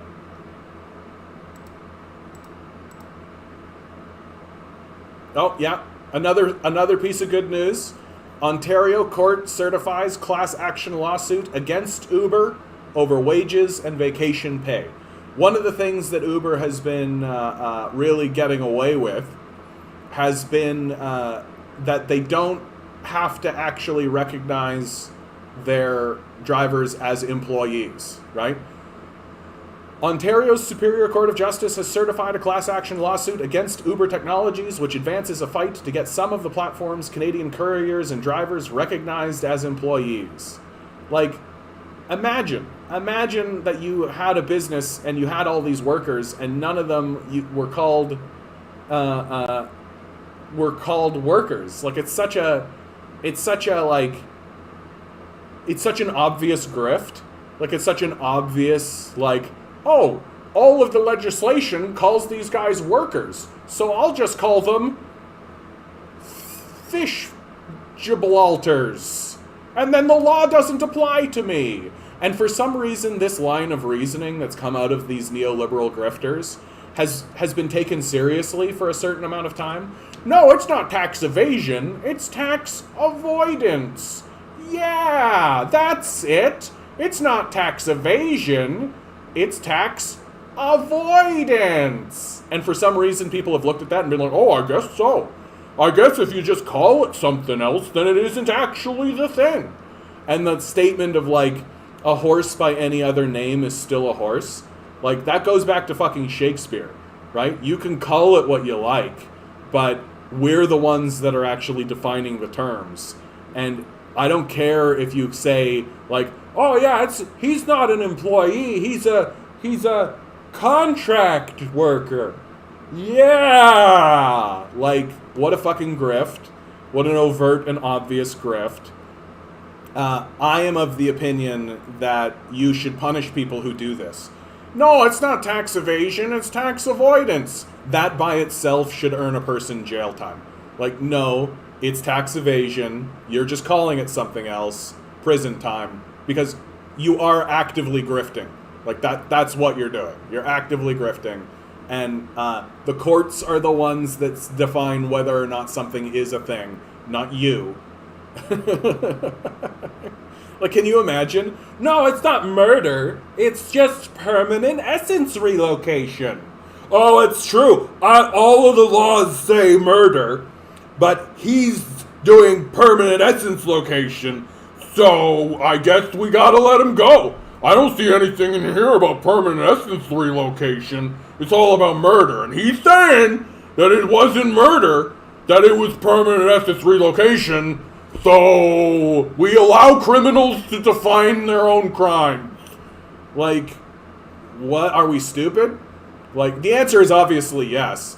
That, like, oh, it's not tax evasion, it's tax avoidance. Yep. That's a position that should be taken seriously by everyone. No, he's not a worker. He's what do they call him? I need the actual word. What have they been calling him? It's got to be a gig worker. No, he's not a worker. He's a gig worker. It's different. And just, who's the judge? Who's the judge that's sitting there just being like, well, yeah, we don't have anything on the book for gig workers. It's all workers. And if you're telling me that it's supposed to be gig workers and not workers, well, we don't have any laws for that. Yep, none of these laws, this entire tome that I have doesn't apply, I guess, because he said That it was gig workers. So, yeah, no, none of the laws apply. Sorry. Like, who is this guy? Ugh. That's why it's so sad, yeah. Stealing their surplus of their workers, also no healthcare, dental, all that shit, yeah. Glad they're getting theirs. What an insult. Yeah, that Uber lets their workers get their tips, salt in the wound. Yeah, it's such bullshit. No, the whole Uber model is total bullshit. And it doesn't work, right? The Uber model doesn't work. I remember there was this really great, oh, for God's sakes, can I just find it? Like, I remember this video, the Uber Gravel Institute. Like, this was damning. Yeah. Is this it? Is this it? Yeah. 45. Yeah. Here, I'm gonna go get a drink and take a little break. Among the pantheon of Well, corporations Gravel that have emerged just out of shits on Silicon this whole Valley, idea. Uber occupies a special place. The company is worth $100 billion. Hundreds of billions of dollars worth of trips and delivery orders have been booked using its app. It gets tens of billions of dollars in revenue each year. Uber is everywhere, and the narrative of Uber is also everywhere. It says that Uber is innovative, that it can disrupt the taxi industry and make money doing it, and that it can offer flexibility and opportunity to its army of drivers. Everybody wins. There's one problem. None of that is true. Let's start with one basic fact.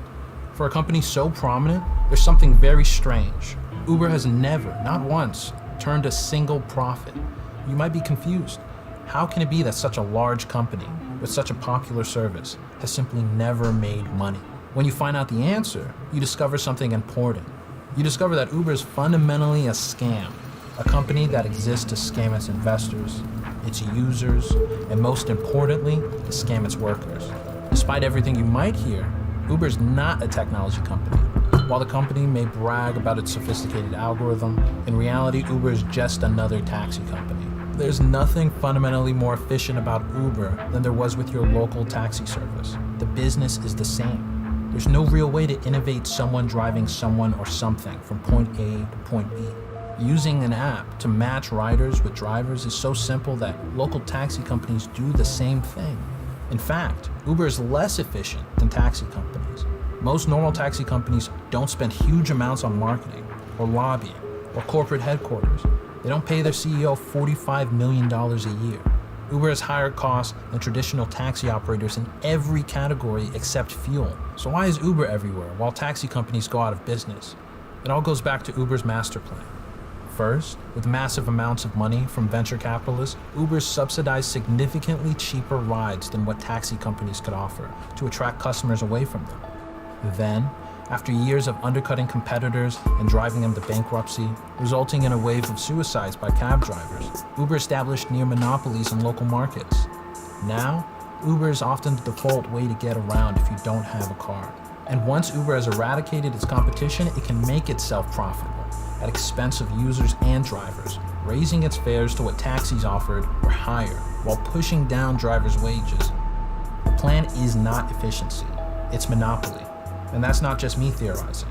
A 73-page article in the Transportation Law Journal took a deep look at Uber's business and concluded one thing. Uber has no ability, now or in the foreseeable future, to earn sustainable profits in a competitive marketplace. It's complete grift, right? Like, it's a complete grift. Everything they're doing. The Uber model only fucking works because they're taking massive subsidies from fucking idiot politicians who, like, are like, oh, wow, it's an app. Look, there's an app on my iPhone and I can press the button. And my favorite part, I don't know if he said it already, but, like, this app thing that is, like, Uber's whole fucking model, taxis do this. Every taxi service has an app. It's not difficult to create an app. It literally is that just, like, Uber showed up to, like, some politician's door and we're like, well, I've got some innovative technology speak that you don't understand. You know your fancy-dancy phone that your daughter bought for you? Yeah? Oh, yeah, the smartphone. It's so great. Steve Jobs is a genius.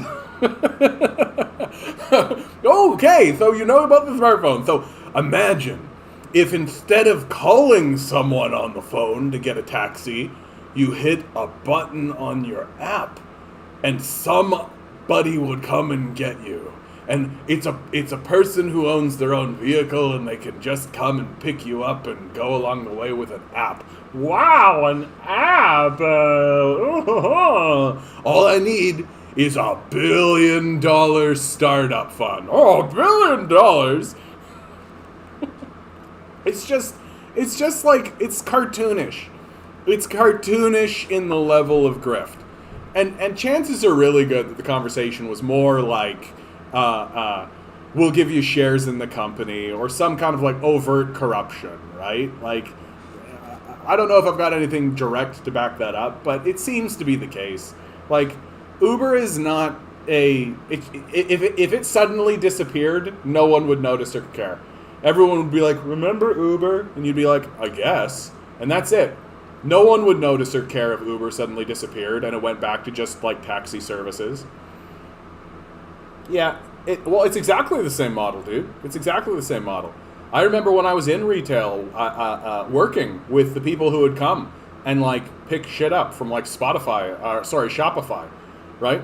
And they obviously had never even used this app. I would have to tell them how to use the app, right? Like, straight up. Like, these people literally just like downloaded an app and then, went to an office to pick up the card or whatever, and then just like get told what to do by the app.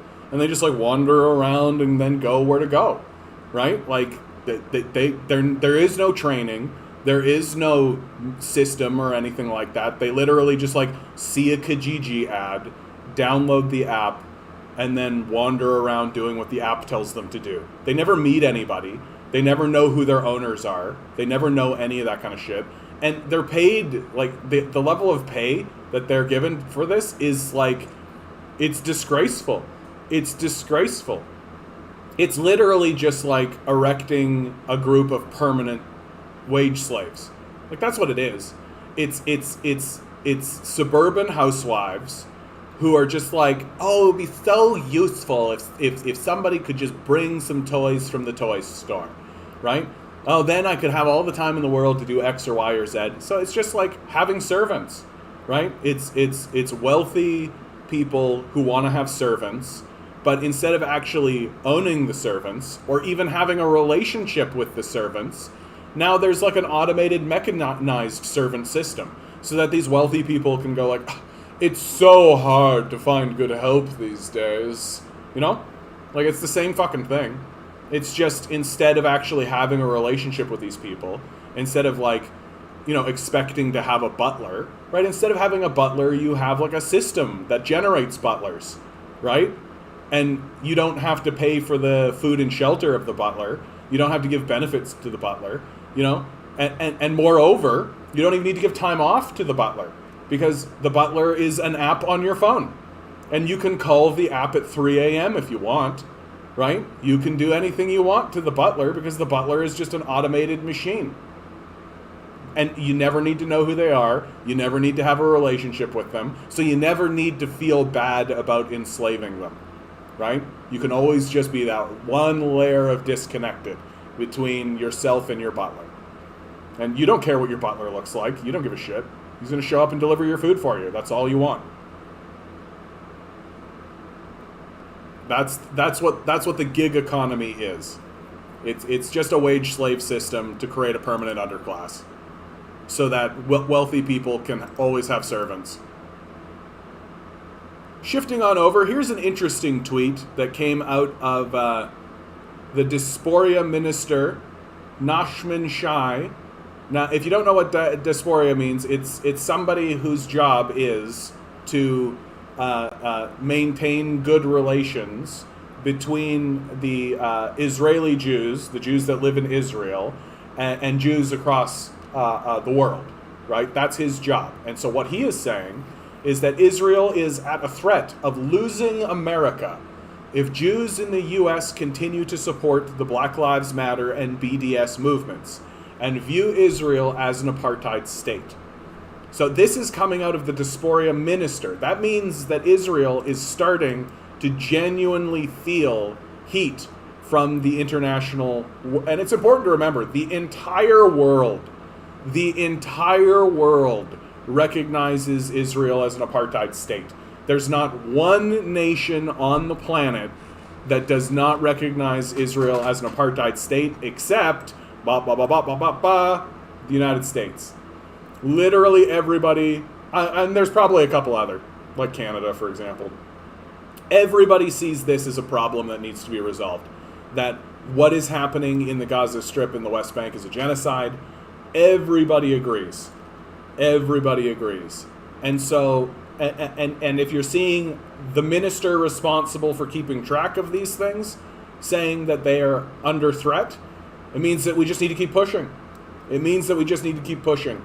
Because the Israeli lobby that exists in the United States is very influential. It is very influential. Every politician, Biden, Trump, everybody, needs to gain support from the Israeli lobby. They give lots of money to the Israeli lobby. And so, the hope is that as people keep pushing on this particular issue, and the BDS movement, I know that this is sanctions. Why am I forgetting what this means? Holy cow. I am the best commentator on the face of the planet, you guys. This is why you come here. For quality commentary and blockade, divest, sanction? I'm wrong on the B. Anyway, it basically just means stop funneling money into Israel. Stop funding their shit, right? And then start sanctioning them, right? Start actually putting sanctions on them. Start actually, like, moving against them. And if the United States actually did start to do any of this stuff, this situation would resolve itself very quickly. It would happen very fast. Like, it would happen very, very fast. Because, I mean, you can't perpetuate this genocide. I mean, you can. Obviously, the Americans are. But hopefully this continues. Hopefully the heat comes down. Yeah, Crouching saying, good riddance, nobody will miss them. Ninetails, thank God about time. Yeah, exactly. It's hilarious when they accuse China of genocide while ignoring an actual genocide. The sad tale, and it's something that is actually really, really, I don't know what to do about this, and it's definitely the truth, is that the Uyghur genocide narrative has been successful in America. That Americans do believe that the Uyghur genocide is real. Everywhere I go, when I go on websites, when I go around and experience any kind of, like, you know, meme culture, anything like this, there is a seeming consensus that exists anywhere I go that the Uyghur genocide is real and that it happened. So that the CIA has been victorious in that regard, that they have won that kind of cultural battle point. And even if, and I think it's so entrenched now that even if the UN did release some kind of report saying that no, there isn't, and it's not happening, which is likely to occur. It's likely that the UN will go in, and it's likely that we'll get some kind of report. Even if that report were to come, I still think it would be years, likely years, before Americans were willing to even move on. Like, not acknowledge that it was a lie, like they did with the WMD thing. Like, most Americans do acknowledge that the WMD lie was a lie. Even like far-right pundits will admit that the WMD lie was a lie. But they are not going to ever do that with the Uyghur genocide. I think that they will, at best, simply stop talking about it. And they'll just simply not bring it up. But if it does get brought up, they'll say, like, yeah, no, there was a Uyghur genocide there. And even if you bring up the UN report, they'll be like, the UN, right? So I think that we as leftists need to accept that the Americans have accepted the reality of that lie. So, which is, I mean, again, like, you can't have a power structure like the CIA in your society, right? Especially one that has absolutely turned against the society the way the CIA has. Like, the CIA is not operating for the interests of the Americans. They're their own independent, like, group at this point, and their goals seem to exist only for the benefit of their own group. So it's a very scary organization.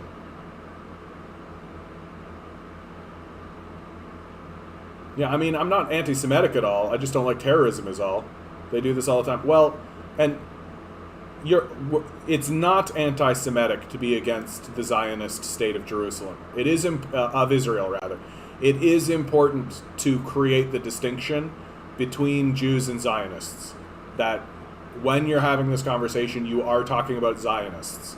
Much in the same way that when you're talking about Nazis, you're not necessarily talking about Germans, right?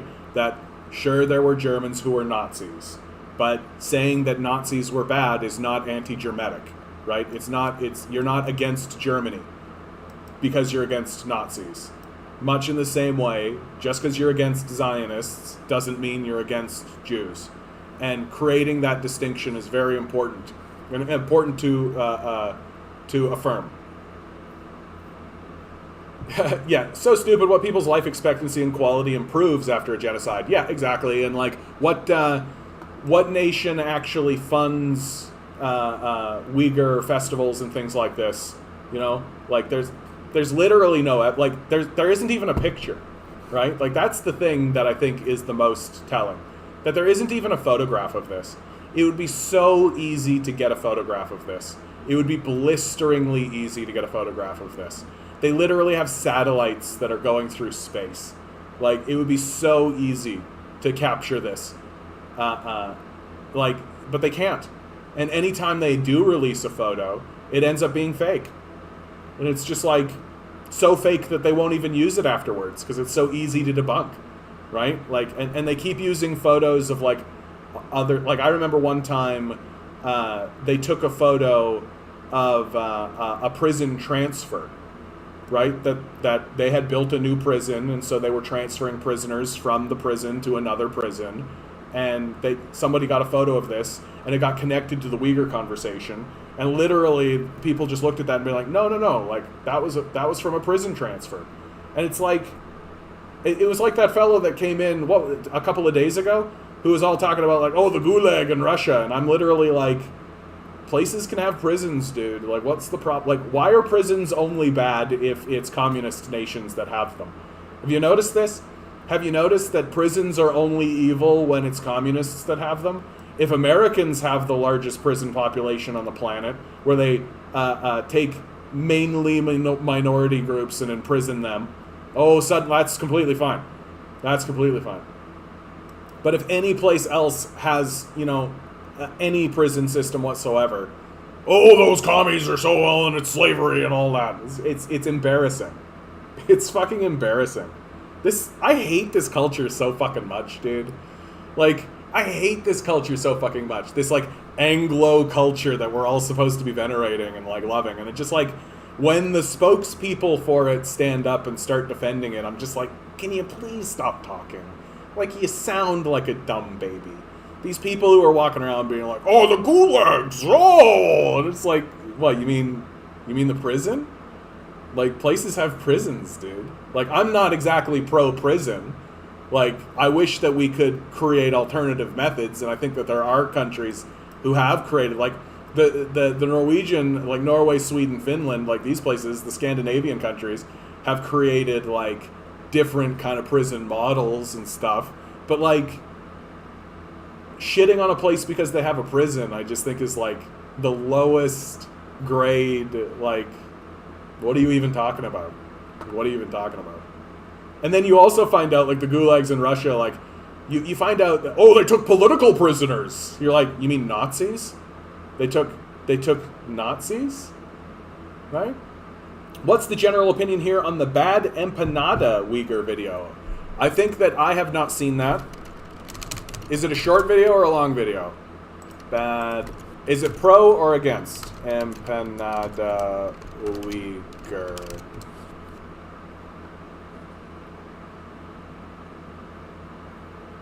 I don't know who this guy is, but... Cutting through the BS on Xi Jinping? Long. Yeah, I'll take a look at it. come back around on you. There's only 4 people in here right now. It is a beautiful Friday. It is a beautiful Friday. Don't blame you guys at all, honestly. Don't blame you guys at all. I'll give it a look. I'll give it a look.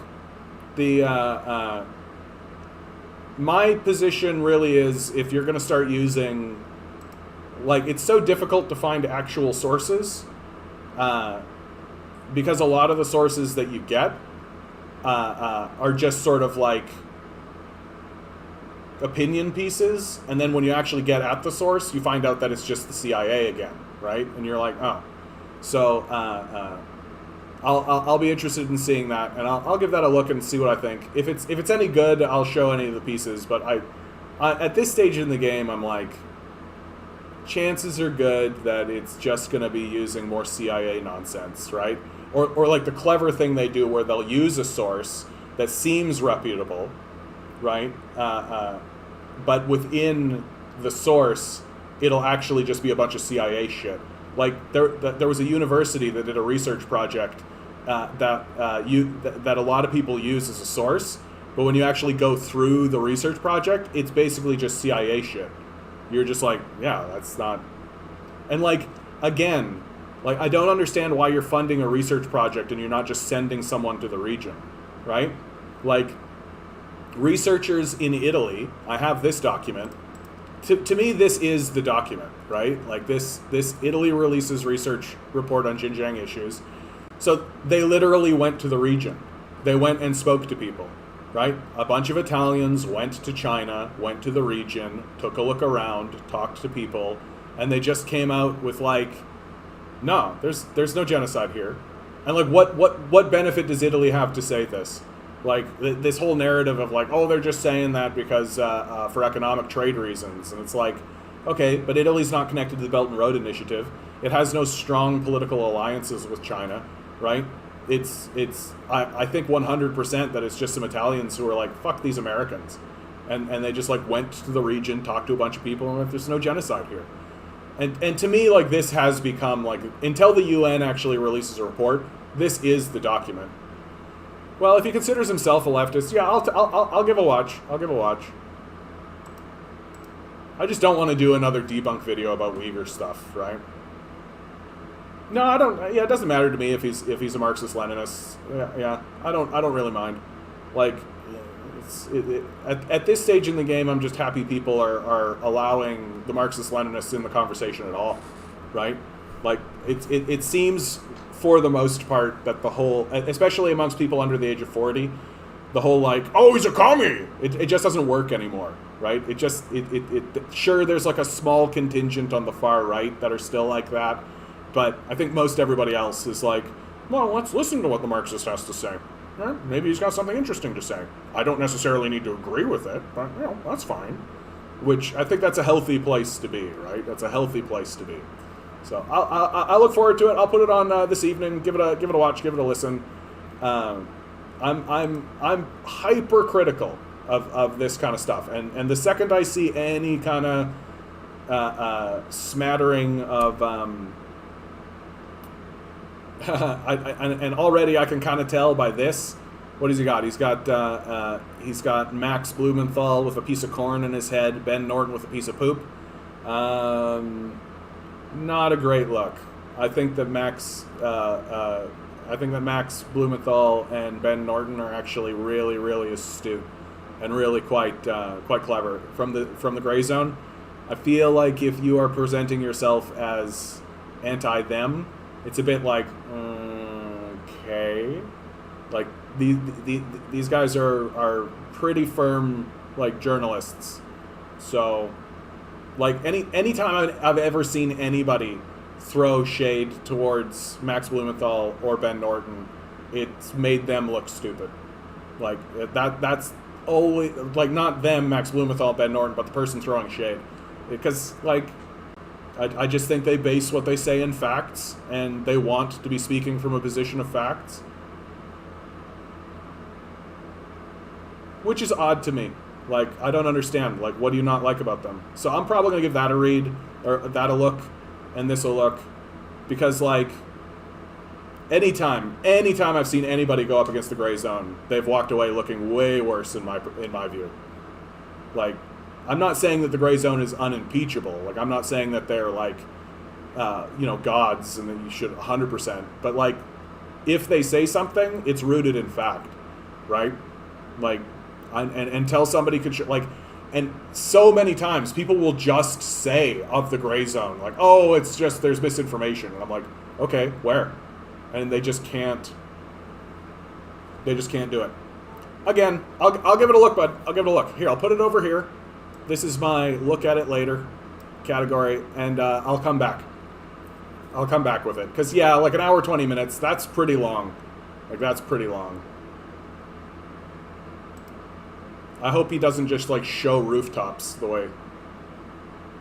Max was just questioning the squad on their photo op on the Capitol.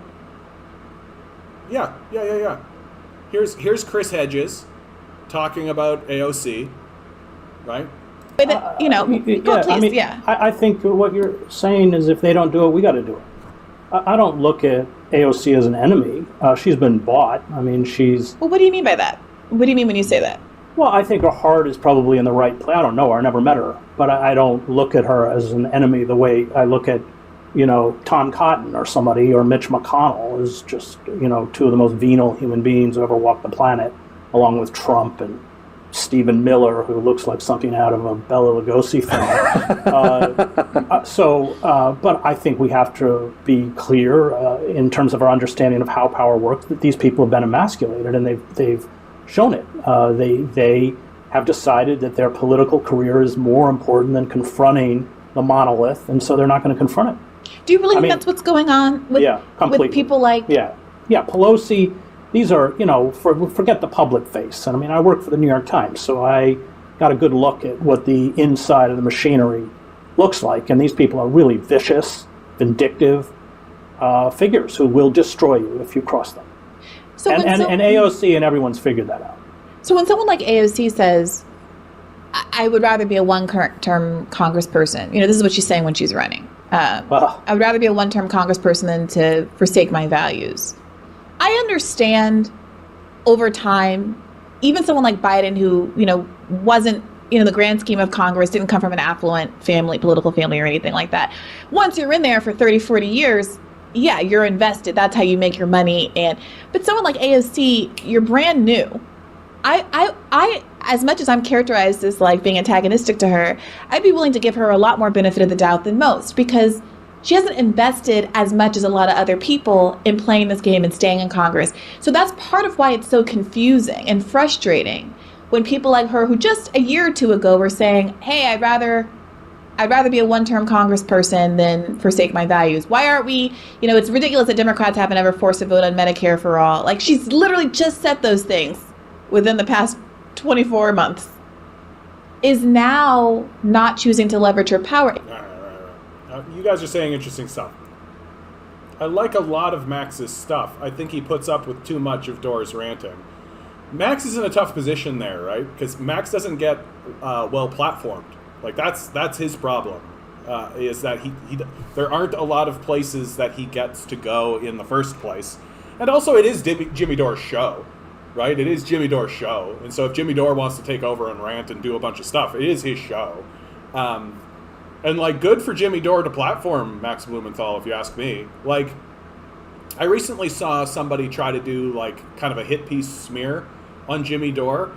And what I thought of it, and unfortunately I don't have it here to kind of show you examples, but what I thought of it is, like, first of all, it was, like, the moral purity, like, oh, Jimmy Dore talks about women. And it's like, yeah, Jimmy Dore talks about women. He's a comedian, and sex is nice. Like, talk about...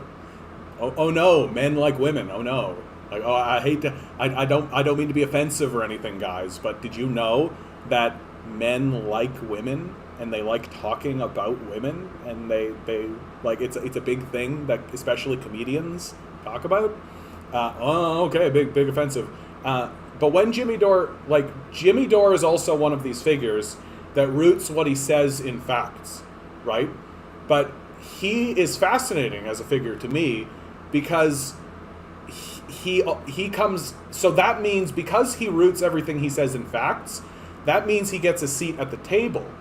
And if everybody roots what they say in fact, right, that then you get into the gray area where politics actually lives. Because it's not just facts, right? That there are feelings that outside of what someone like Ben Shapiro says, facts actually do care about your feelings, right? That the Greeks understood well that you need to have facts, but there's another side of the conversation, right? That, what did they call it? I think it was like the logos and the pathos or something like this. I'm completely blanking, but it doesn't matter. It's literally like the rational, fact-based argument, and then the heart, right? The emotional side of the argument, and you have to have both. And Jimmy Dore comes to the table with the rational, reasonable argument, and because of how he presents himself, and he galvanizes the anger and the rage, he attains the kind of emotional truth that I think people are looking for. And so I wish people would take him head on a lot of that stuff. And I actually agree with you here, Loaf. I'm very concerned about Dore's borderline anti-vaxxing and lab leak conspiracy stuff. When he went on Joe Rogan, he was great on Joe Rogan. I really enjoyed the conversation he had with Joe Rogan. It was a really good opportunity for him to get a lot of the anti-imperialism out and to really highlight that Joe Biden has just kind of taken the Trump administration's policies and moved forward with them. Really, I think he did a good job of that.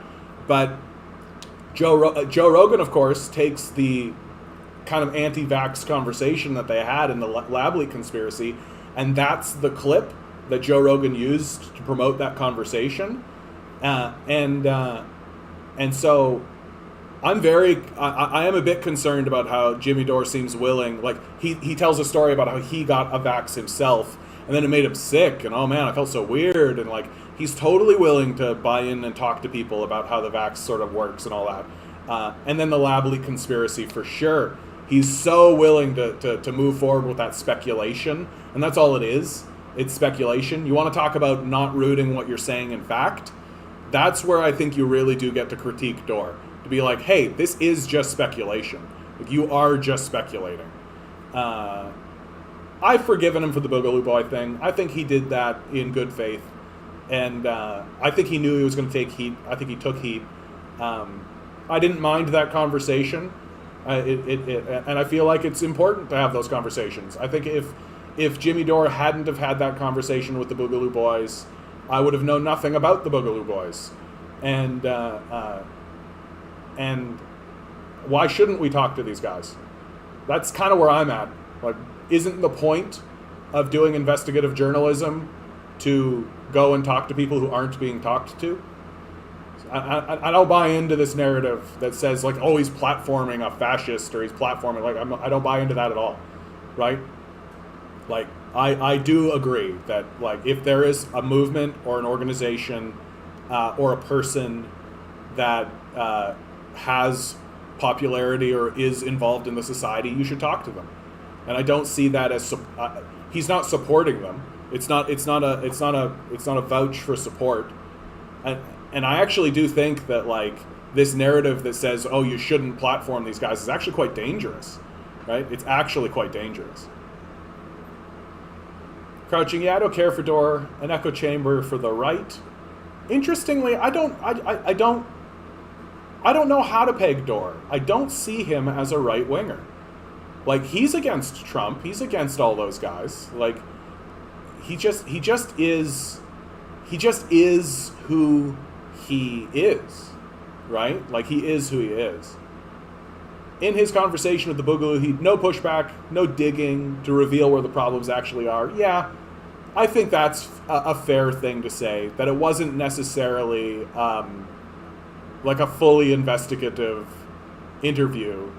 But at the same time, Dore is in an unfortunate position where if it's what I have dubbed the Joe Rogan problem, right? That Joe Rogan has a problem, and he always will, and he never won't, right? Which is, if he if he does push back on these guys and he does start to treat them with animosity, then they won't come on his show, right?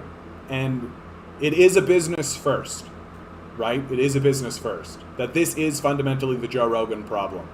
That Joe Rogan can only push back a little. And he can really only push back on the really controversial people. People who expect pushback, like Ben Shapiro, right? But he can't really push back, or else they won't come on his show. And that's what I have dubbed the Joe Rogan problem, right? That he's got to wade into the controversies because that's how you build a business.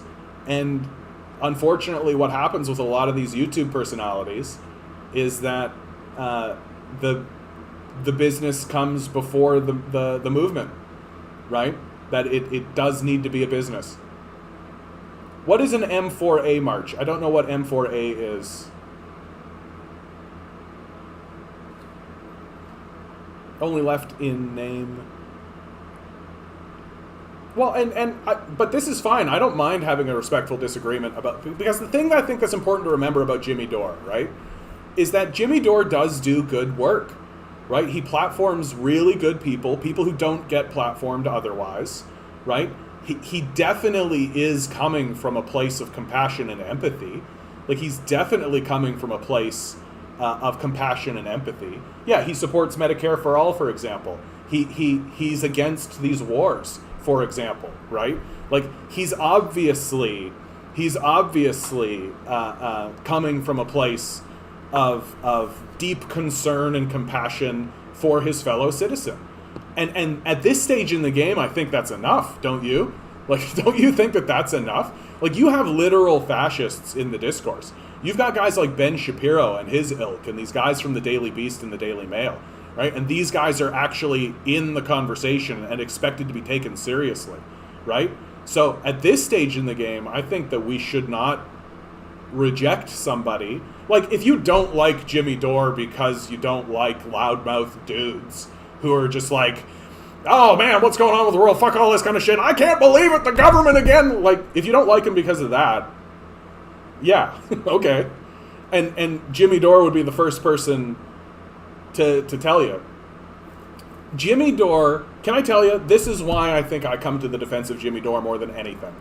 Can I really tell you? Is because Jimmy Dore sat down one time and spoke about his spiritual belief, his belief of how the world works on a spiritual level, that we are all part of this energy, this divine energy, and because of the randomness of our generation and because we are all part of it, we are all equals with one another. And he spoke about his sort of belief in all of this. And as he was speaking, I really realized that how he viewed the world was exactly, on a spiritual kind of level, was exactly how I view the world. That he and I share a kinship of belief in how the world is and how we view ourselves as part of a much larger system and much larger people, and that we are all equals with one another. And that genuinely convinced me from then on that, like, here is a man who is rooted in a moral conviction and has a moral center. And that's what I think makes him so difficult to peg, is because he is a moral center. He, in and of himself, has a moral center. And ultimately, my statement about Jimmy Dore is that he's a good man. He's still a man, but he's a good man. So when people come at me with, like, but he did this or he did that, he has this, that kind of thing, I go, oh, okay, yeah. It's not enough to make me turn my back on him. It's not enough. And it never has been. Like, so he had the Boogaloo Boys on. Yeah, he wanted to talk to a Boogaloo Boy. Okay, so what's some of the other stuff that people hit him? Even the speculation, even the lab leak theory speculation. Do you know why Jimmy Dore is doing the lab leak speculation? Because it's trendy and fun. That's it. It's trendy and fun. And, like, you could take... And On this channel, in this space that I'm creating here, I do create a hard line. I refuse to speculate on the lab leak theory. I need evidence. I'm not going to speculate about China or any of that kind of stuff until I've got a document in my hand that shows something serious. Because I do think that speculating on these sorts of things can be dangerous and can lead people into ways. But I'm not going to hold other people to that same kind of level of expectation on their own platforms, right? And if people want to fucking speculate, like, people speculate on all kinds of fucking shit all the time. I kind of wish he wouldn't, but it's not enough for me to, like, dismiss the fact that he's platforming Max Blumenthal. He talks to Cornel West, right? He reads Chris Hedges. He talks about Chris Hedges all the time, right? And I think he is his kind of own independent figure. And the truth of the matter is if you want to find a flaw with someone, you will, because they're still a person. That's why I say Jimmy Dore is a good man. He's still a man, but he's a good man. And if you want to dismiss him, you'll find a reason. You'll find a reason. And I think that's generally the case for most everybody. Yeah, just accept that he's a human. Yeah, he smashed TYT and revealed them for who they are. And Tim Black, establishment hacks. I wish he'd kind of get off of the TYT thing a little bit. But the more I see his history, this video that I watched used a lot of his stuff with because he used to be part of TYT. And I think he's so disappointed. I think that's why he keeps talking about it. He's just so, yeah. I just think that he's very disappointed. And I think he's right.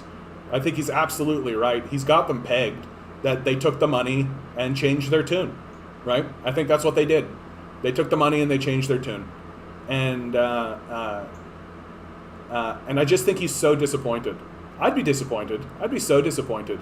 Like, if a good friend of mine, if a compatriot, if an ally, somebody who I worked with, somebody who I thought was on the same side as me, that we were on the same team, suddenly just took a big paycheck and completely changed their tune, that'd be tough. That'd be tough. So Dore is dealing with it how he's got to deal with it.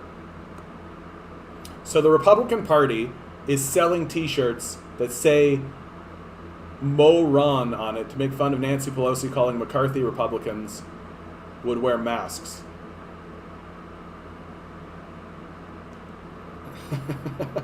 Yeah.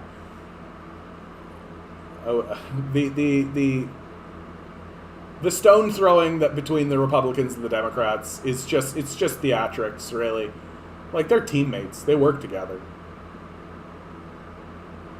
I agree he has the right core and starting point, but a lack of proper grounding and materialist analysis. Loaf, I think you've actually hit it on the head. Here you go. Ding, ding, ding, ding, ding, ding, ding, ding, ding, ding, ding, ding, ding. That is probably the most accurate critique, and goddamn you for getting to it before I did, sir. Goddamn you. No. Like, he hasn't read Marx, and he doesn't have a materialist analysis.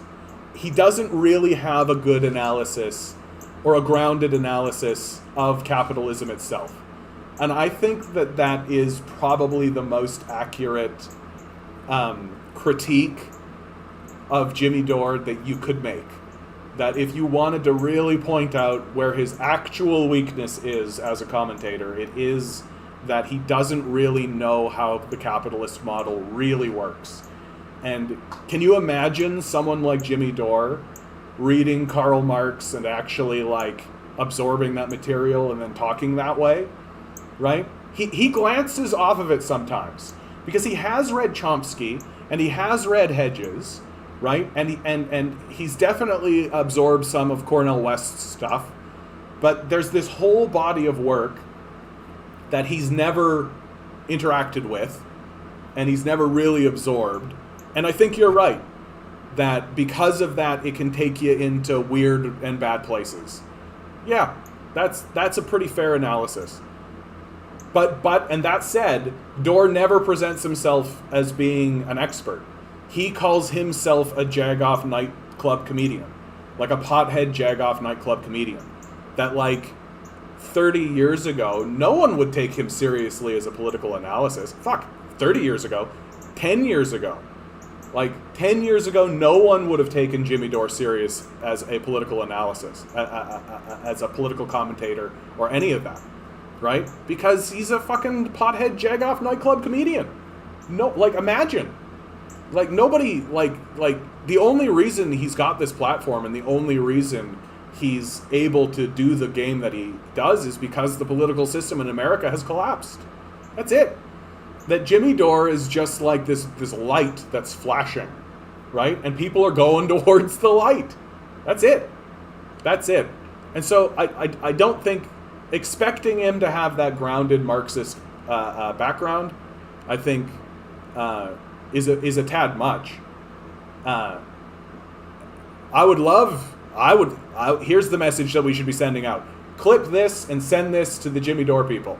Get me on Jimmy Dore. Let me educate Jimmy Dore in communist, socialist theory and give him the materialist analysis that he needs. There you go. Clip that, send it to Jimmy Dore. The Canadian commie, Jimmy Dore, I like you, but I think you need to know more about communism. Marxism specifically.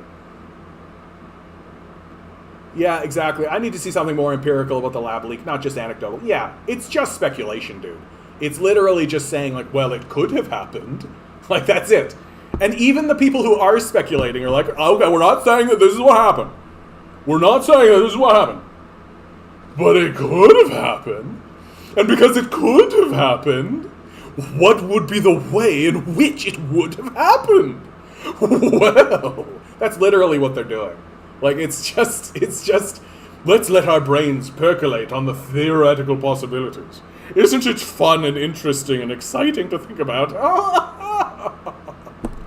Like, that's it. They don't have any evidence. They've got nothing. They've just got wild speculation. And if I were to actually analyze, like, why are they doing that? It's because they are desperate to not actually talk about the enormous failure of their own government and their own communities and their own populaces. Guys, like, America is going to go through an absolutely enormous grieving process. That the grieving process that is going to occur in America is going to be heartrending. It is. It is going to be heartrending. And the rest of the world will simultaneously be divisive and deride America, but at the same time will have their hearts touched by the grief that is going to come out of America. And things like the speculation on the lab leak theory are a way to deflect from dealing with that grief. It's because not only is it a failure of the administration, it is certainly a failure of the administrations, right? The Trump administration, like the DeSantis administration, right? All of the political administrations, all of that. It is 100% a failure of the administrations, but it is also completely a failure of their culture, right? That there still, today, are people walking around saying, I refuse to wear this mask. I refuse to get the jab, right? I refuse to participate in what our communities and what our cultures are asking of us. Like, this is a major, major, major, major cultural failure. That it's not just the power structure, it's the people. That the people themselves have demanded this occur. Like, when you really frame it this way and when you really think about it, the Americans wanted this virus to spread. They wanted their neighbors and themselves to be infected. They wanted COVID to kill millions. They wanted this to happen. And as soon as, and they have yet to acknowledge that's the case. And there will be people who attempt to grapple with the grief of this moment.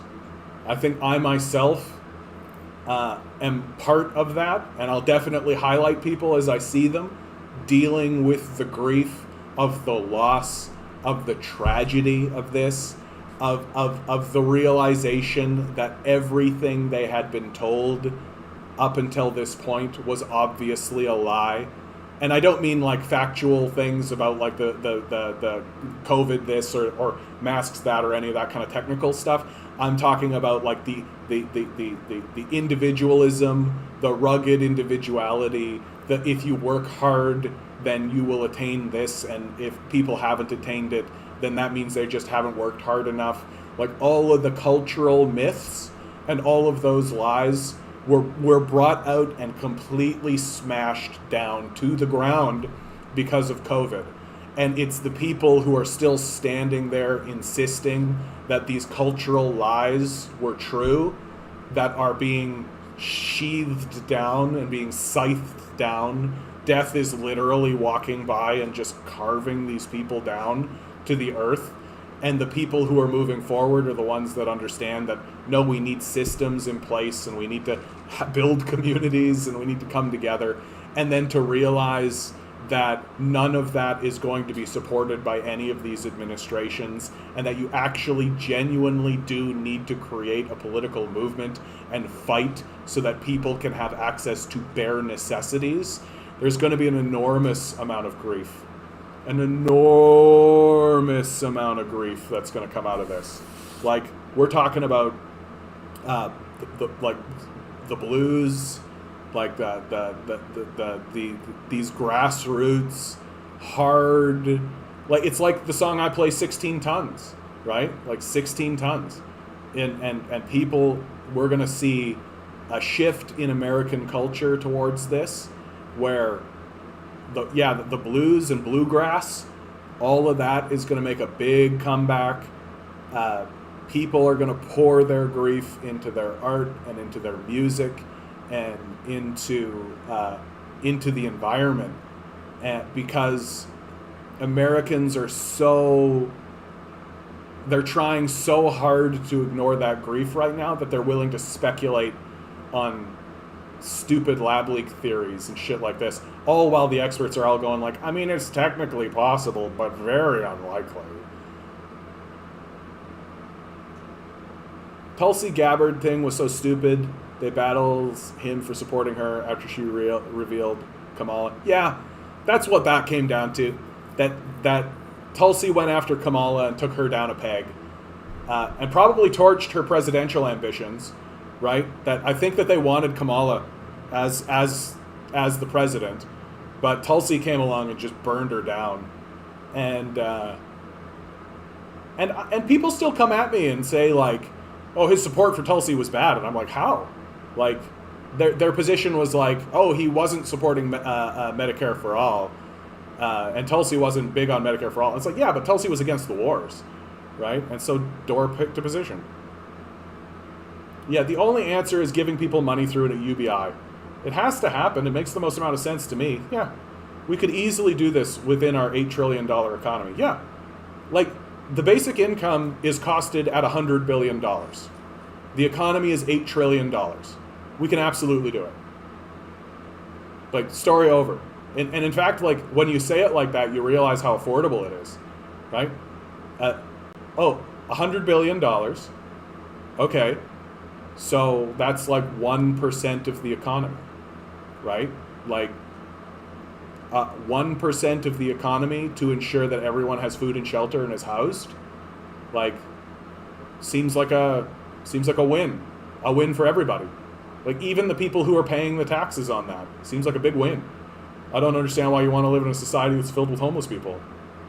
I don't know why you want to live in a society where everybody's like scared and doesn't know where their next meal is going to come from, right? No, it's not much. It's not like, why call yourself a society if you're not going to provide food and shelter for people? Like, it just seems real basic. Seems real basic. But that's where we're at now. Like, neoliberalism has failed so badly. Like, it's failed so badly that we've got to be talking about the basics, like the real basics, food and shelter. And that's what I always talk about. Like when I talk about climate change, I'm talking about food. Like our food supply is going to take a pillaring over this climate change crisis. It's going to be a big deal, man. Like when we get hit with the climate change nonsense, yeah, Toronto is designed for a climate that doesn't exist anymore. It needs to face reality, experts say. Yeah, IPCC study warns of more heat waves, droughts, floods, other extreme weather. Toronto is designed for a climate that doesn't exist anymore, experts say. They warn the city has to come up with a better plan to cope with the smoggier, hotter, soggier, and stormier weather that's plaguing it right now. What are they suggesting? It suggests the world can avoid warming. Yeah. We actually have to do something. Or do nothing, rather. We just need to actually stop polluting. It's going to cost a lot, but it's going to cost a lot less than not dealing with these impacts. Yeah. The city needs to find out the cost of climate change and place revenue tools to recover that cost. Include investments in public transit. Yeah. The thing about investments in public transit is that it's a complete no-brainer. Every dollar that you invest in public transit, you get $3 back. Because when you put in a bus stop or you put in a transit stop, businesses want to build around there, right? And so, and if you have businesses, that's tax revenue, right? So you can, every dollar you put into public transit, you get $3 back. And so it's a complete no-brainer to me. The idea that we have slowed down our transit building really tells you that our society has been grifted by a parasite. Like there is clearly a parasite sucking away. Like the amount of building that happened in the subway system here in Toronto between like 1940 and 1960, we have done less building since then, right? So we had this period of time where we just like built a shit ton, right? We literally have like Toronto Island is made from the dirt that we pulled out of the subway system here, and then it just kind of petered out, right? And it petered out because neoliberal capitalists wanted to privatize everything, and so suddenly you've got to negotiate with these fucking sociopaths about every little tiny thing that you want to do, and as much as the capitalist class complains about regulation and tape and environmental this and environmental that. And on the list goes. The biggest hurdle to actually building is the fact that you have to negotiate with these fucking losers, right? And politicians seem to go along with this. Instead of saying like, no, we're drawing the line, we're digging through, and then the capitalist pops up and says, oh, that's on my land. And then we look at them and go, so, get the fuck out of here. And then continue doing it, right? Like that's how the conversation should actually go. Like, so, get the fuck out of here. And then just keep doing it. Because who gives a shit about this guy? No, instead of that, we got to stop everything. We got to negotiate prices. They, of course, know that we've planned this line through here, so it means that they can charge 10 times the price and all that kind of, because capitalists are sociopaths, right? And because like our elected leadership has no spine and it actually thinks these people are serious, we can't actually get anything built, right? And so there's like a complete failure of neoliberal capitalism writ large. Launching an electric vehicle charging station pilot. Yep, absolutely. That's something we should be doing. I also just like more on a provincial level, electrical vehicle. Like, I mean, this is never going to happen with the Conservatives in power, but like actually giving subsidies so people can buy these vehicles more easily. Allowing cargo e-bikes on roads and in bike lanes. Improved management of traffic congestion. Continued investment in expanding public transit. They said that twice. That's hilarious. They're just like, hey, public transit and Green Street programs. Like, it's just getting so sad that at this stage in the game, we're like doing whack-a-mole, right? Like, we need large-scale federal programs. That's what we really need. We need large-scale federal programs that are actually going to take this seriously. And we're just not getting it. We're just not getting it. These liberals are literally like, yeah, the carbon tax will do it. A 1% carbon tax will do it. And it's obviously not. Like, it's obviously not. If we don't actually address these serious issues, we're going to eat it in big, big ways. And it's obvious. Like, that's the thing I think that really kills it. So it's really fucking obvious that this shit's going to happen, right? You know, I feel like playing a song. I mentioned 16 Tons earlier. I'm going to play 16 Tons.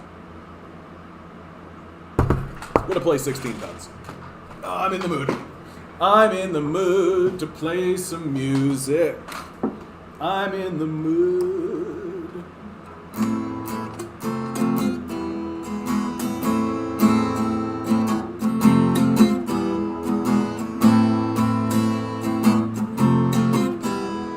So I should give a little background about this piece. I really love this song. This comes out of the Virginia coal miners back in settler colonial America. People would go to the coal mines that were owned by the company, or corporations, and of course the corporations attracted people to these mines by offering high wages, which they would pay.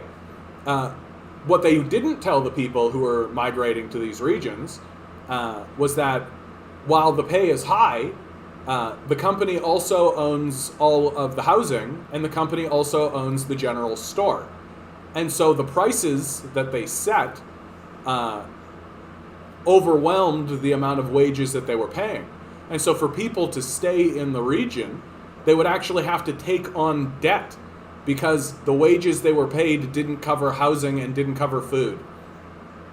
And in this way, these companies created a wage slave system that we currently live under. It's the same system, as far as I'm concerned. And this is what led to the unionization movement throughout the United States, and also leads to the first aerial bombardment by a company, by an institution, when one of these companies dropped a bomb from a plane on unionizing striking workers. This is one of their songs.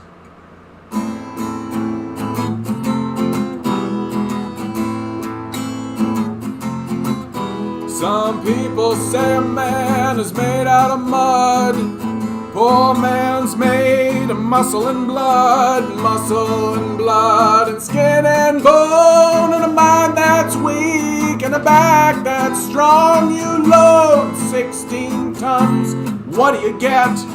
Another day older and deeper in debt. St. Peter, don't you call me, 'cause I can't go. I owe my soul to the company store. If you see me coming, better step aside. A lot of men didn't and a lot of men died. I got one fist of iron, the other's of steel. The right one don't get you, the left one will. You load 16 tons, and what do you get? Another day older and deeper in debt. St. Peter, don't you call me, 'cause I can't go. I owe my soul. Whoa! A poor man's there to suffer and bleed, to pay for a rich man's wealth and greed. Take this here shovel, get down in that earth. The money you make me, that's all that you're worth. You load 16 tons, and what do you get? Another day older and deeper in debt. St. Peter, don't you call me, 'cause I can't go. I owe my soul to the company store.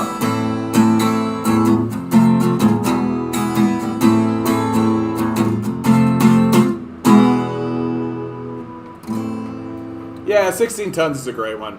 I generally give it kind of a rock thing, but it traditionally is played as a more like bluesy sort of song where it's like, and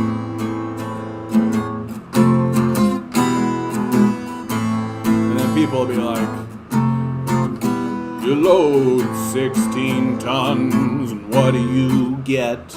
Another day older and deeper in debt.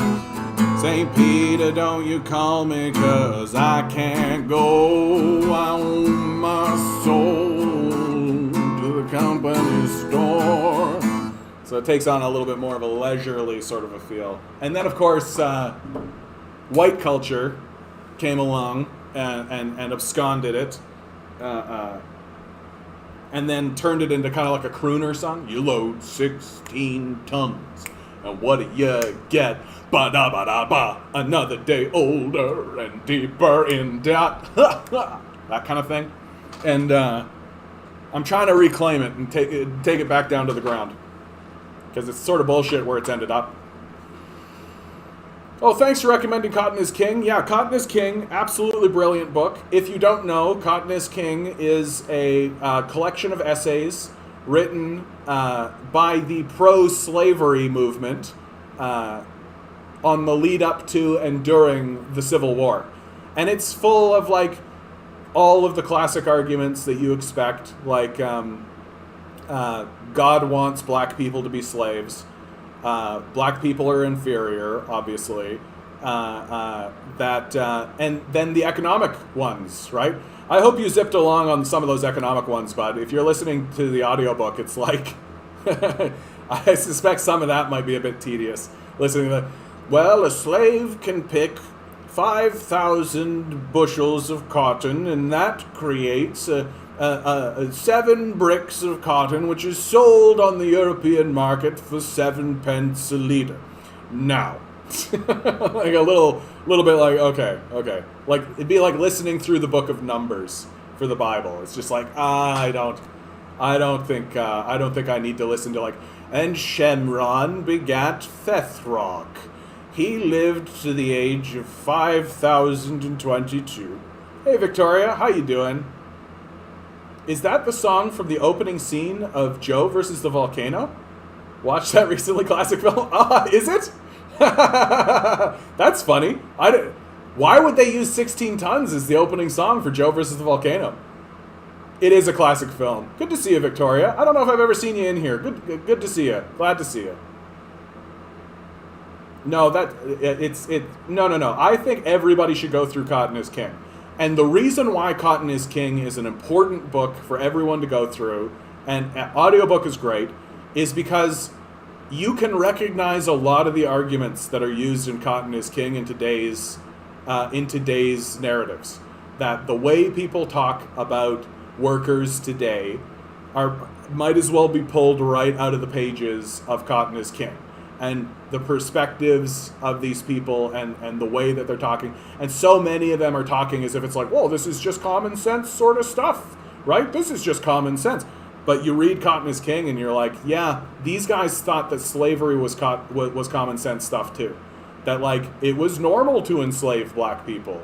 What are you talking about? The slaves loved this. And once you get into realizing that, like, these guys who were enslaving black people, right, and doing crazy fucking shit to these black people, they argued that chattel slavery was actually a better system than the wage slave system that we are currently existing in, right?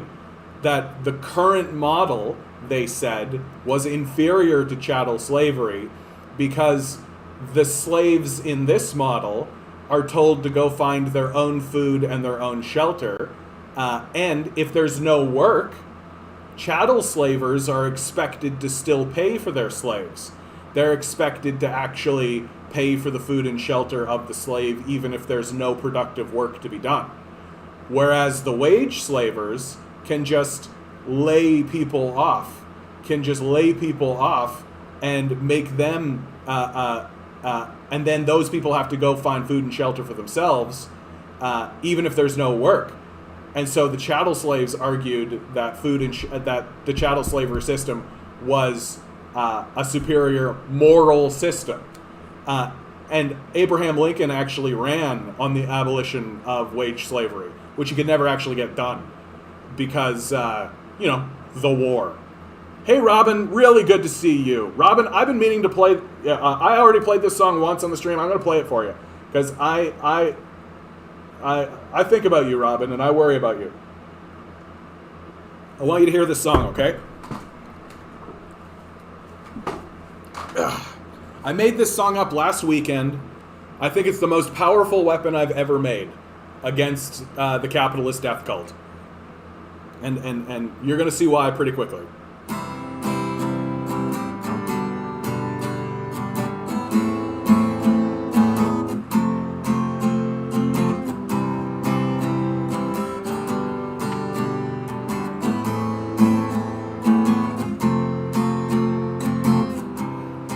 I got asked a question by my niece who's 5 years old.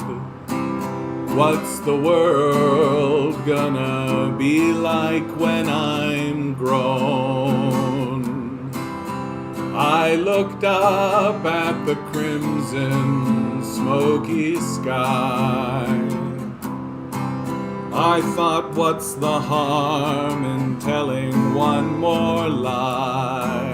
I said, everybody's safe, no one's living in the streets. You never need to worry if you're gonna get to eat, and Antarctica is covered in ice. Everybody's happy, and wouldn't that be nice? The burning sun don't leave a paper trail. Why work so hard if it's too big to fail? And what's the point of feeding this machine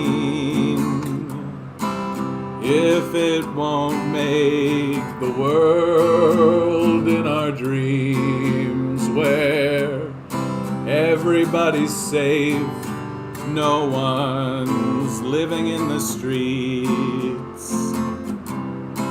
You never need to worry if you're gonna get to eat, and Antarctica is covered in ice. And everybody's happy, and wouldn't that be nice? And I know one day my maker I will meet, when death's sweet kiss comes and sweeps me off my feet. I hope by then we've learned a little more. I'd like to leave this place better than before, so everybody's safe, no one's living in the streets. You never need to worry if you're gonna get to eat, and Antarctica is covered in ice, and everybody's happy, and wouldn't that be nice when everybody's safe, no one's living in the streets? You never have to worry if you're gonna get to eat, and Antarctica is covered in ice, and everybody's happy, and wouldn't that be nice? Wouldn't that be nice? Wouldn't that be nice? Antarctica is covered in ice, and everybody's happy, and wouldn't that be nice?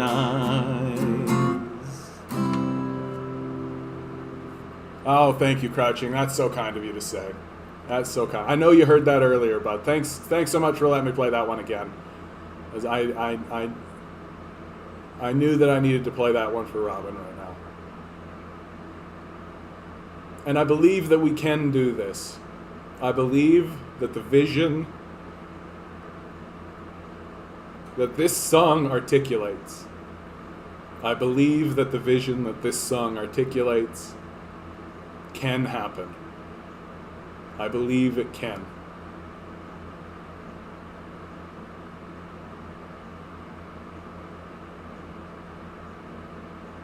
And I think that belief and this song is one of the most powerful weapons that has ever been made against the capitalist death cult.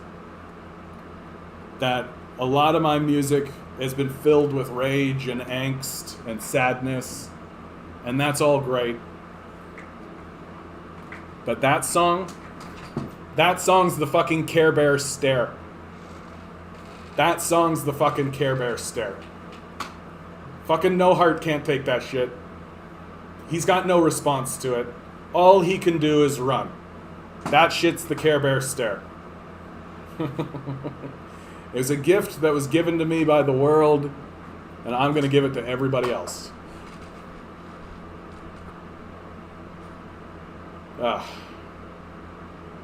I'm glad to hear that, Robin. I'm glad.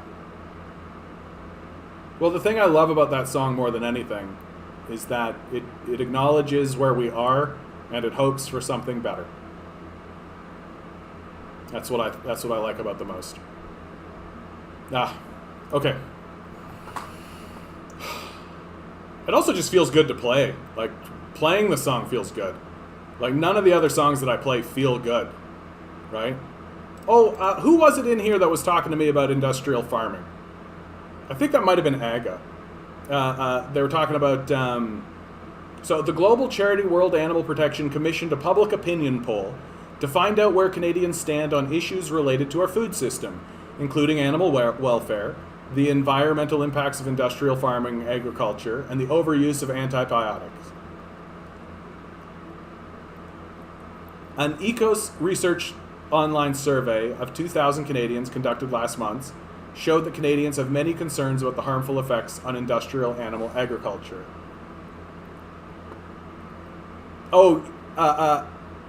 I see what you're saying, Robin. Yeah, I still think you should do singles videos. I know it's not your normal content, but yeah, no. That song especially, this one, I am 100% going to make this one a standalone. I tried to do it last night, but I was flubbing single words and just not quite nailing it, and I got really tired and had to go to bed. I'm going to try again tonight. And I'm for sure going to get it done over the weekend. If not Saturday, for sure Sunday. Because I want that song to have its own standalone. And I'm going to be working with that song for a long time. It's such a great song. And I'm for sure going to make that a standalone video. For sure I am. Like, for sure I am. So expect it. Expect it. And I'll for sure put that in the Discord the second that I do it. Because, like... it's just such a lovely, and everybody and the thing that's super great about it, unlike any other song I've ever played, when I play this song, everybody asks for it to be a single. Everybody. Not one single person has said, oh, nice song, and then just moved on. Everybody has said, great song, where can I go to listen to it? So I gotta get my fucking act together. And then I got to figure out how to get people to pay me. Well, some of you are. Some of you are, and I'm so grateful. I'm so grateful. I am so grateful. And, okay, Loaf, the chords are as simple as C, G, E minor, F. If you can play C, G, E minor, A minor, and F, you can play that song. Like, it's which again I think is the strength of the song. Ega, yes it was perfect. I'm glad you're here, Ega. This should be encouraging for you, especially, but encouraging for all of us, really. So, with the potential election looming, a charity hopes all the political leaders will address such issues on the campaign trail. When it comes to safeguarding human health, 60% of Canadians agreed with many experts who have identified antibiotic overuse on farm animals as contributing to a rise in antibiotic-resistant bacteria, superbugs.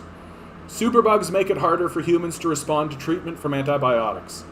A recent report from the charity even found that antibiotic-resistant genes, which are the building blocks of superbugs, in waterways near industrial pig farms in Manitoba. This is concerning because once in the environment, superbugs can reach humans in multiple ways. This includes swimming in or eating fish from contaminated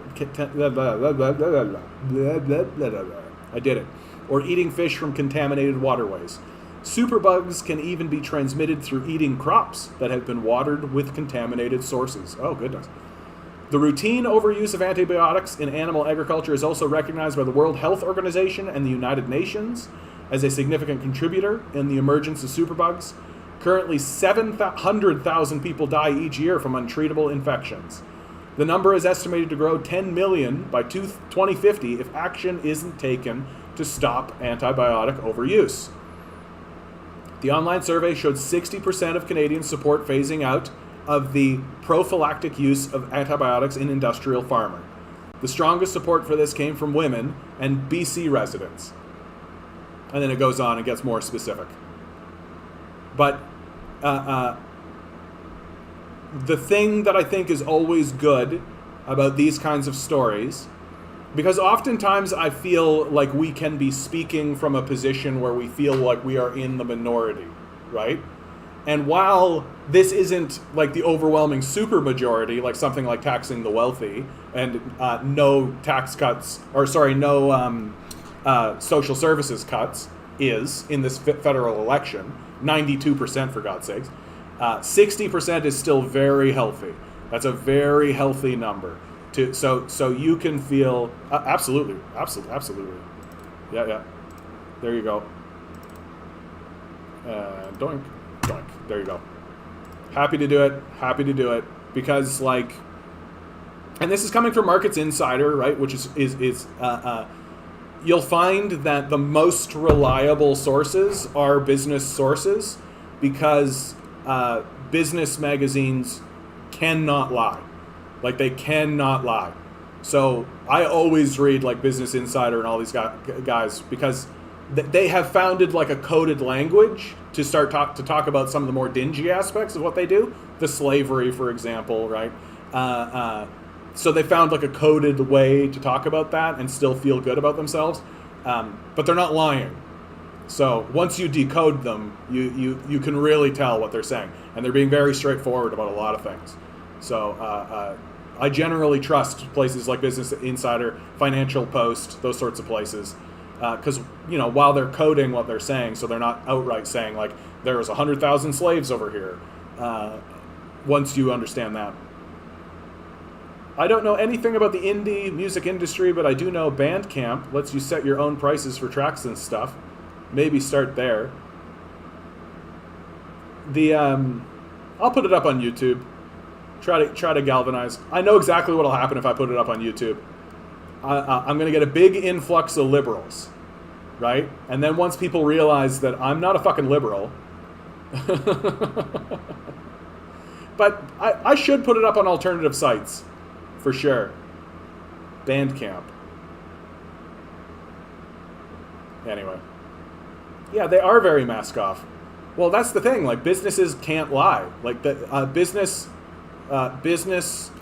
magazines, they can't lie. Because they know that if they lie, that people will stop trusting them. And because they're talking to, like, the sociopaths, right?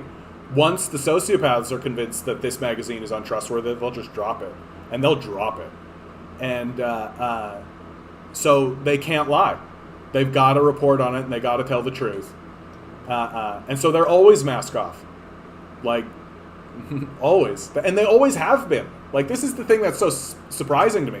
Like, the only reason people don't read the business section is because it's, it's dry, or it's boring, or I don't really understand, like, the context of it.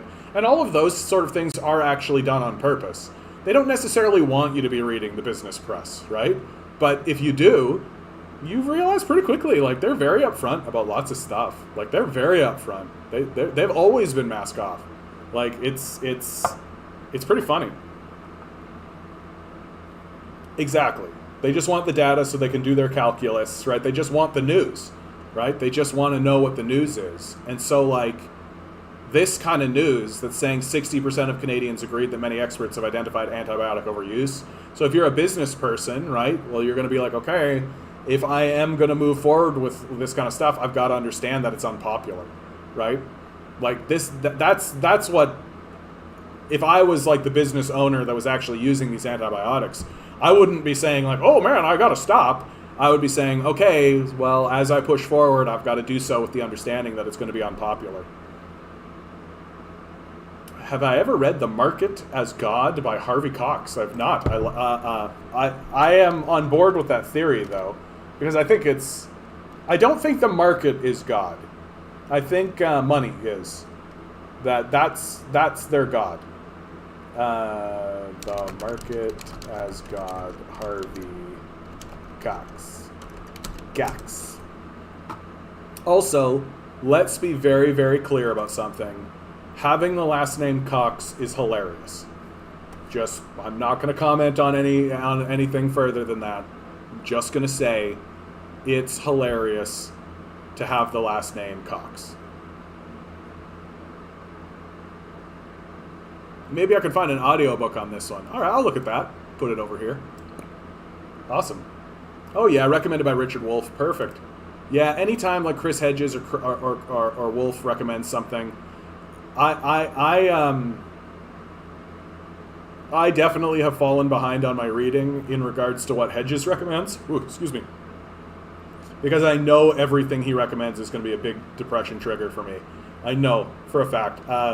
There's one especially, which is, what's The Cross and the Lynching Tree? I believe that's the name of it, The Cross and the Lynching Tree.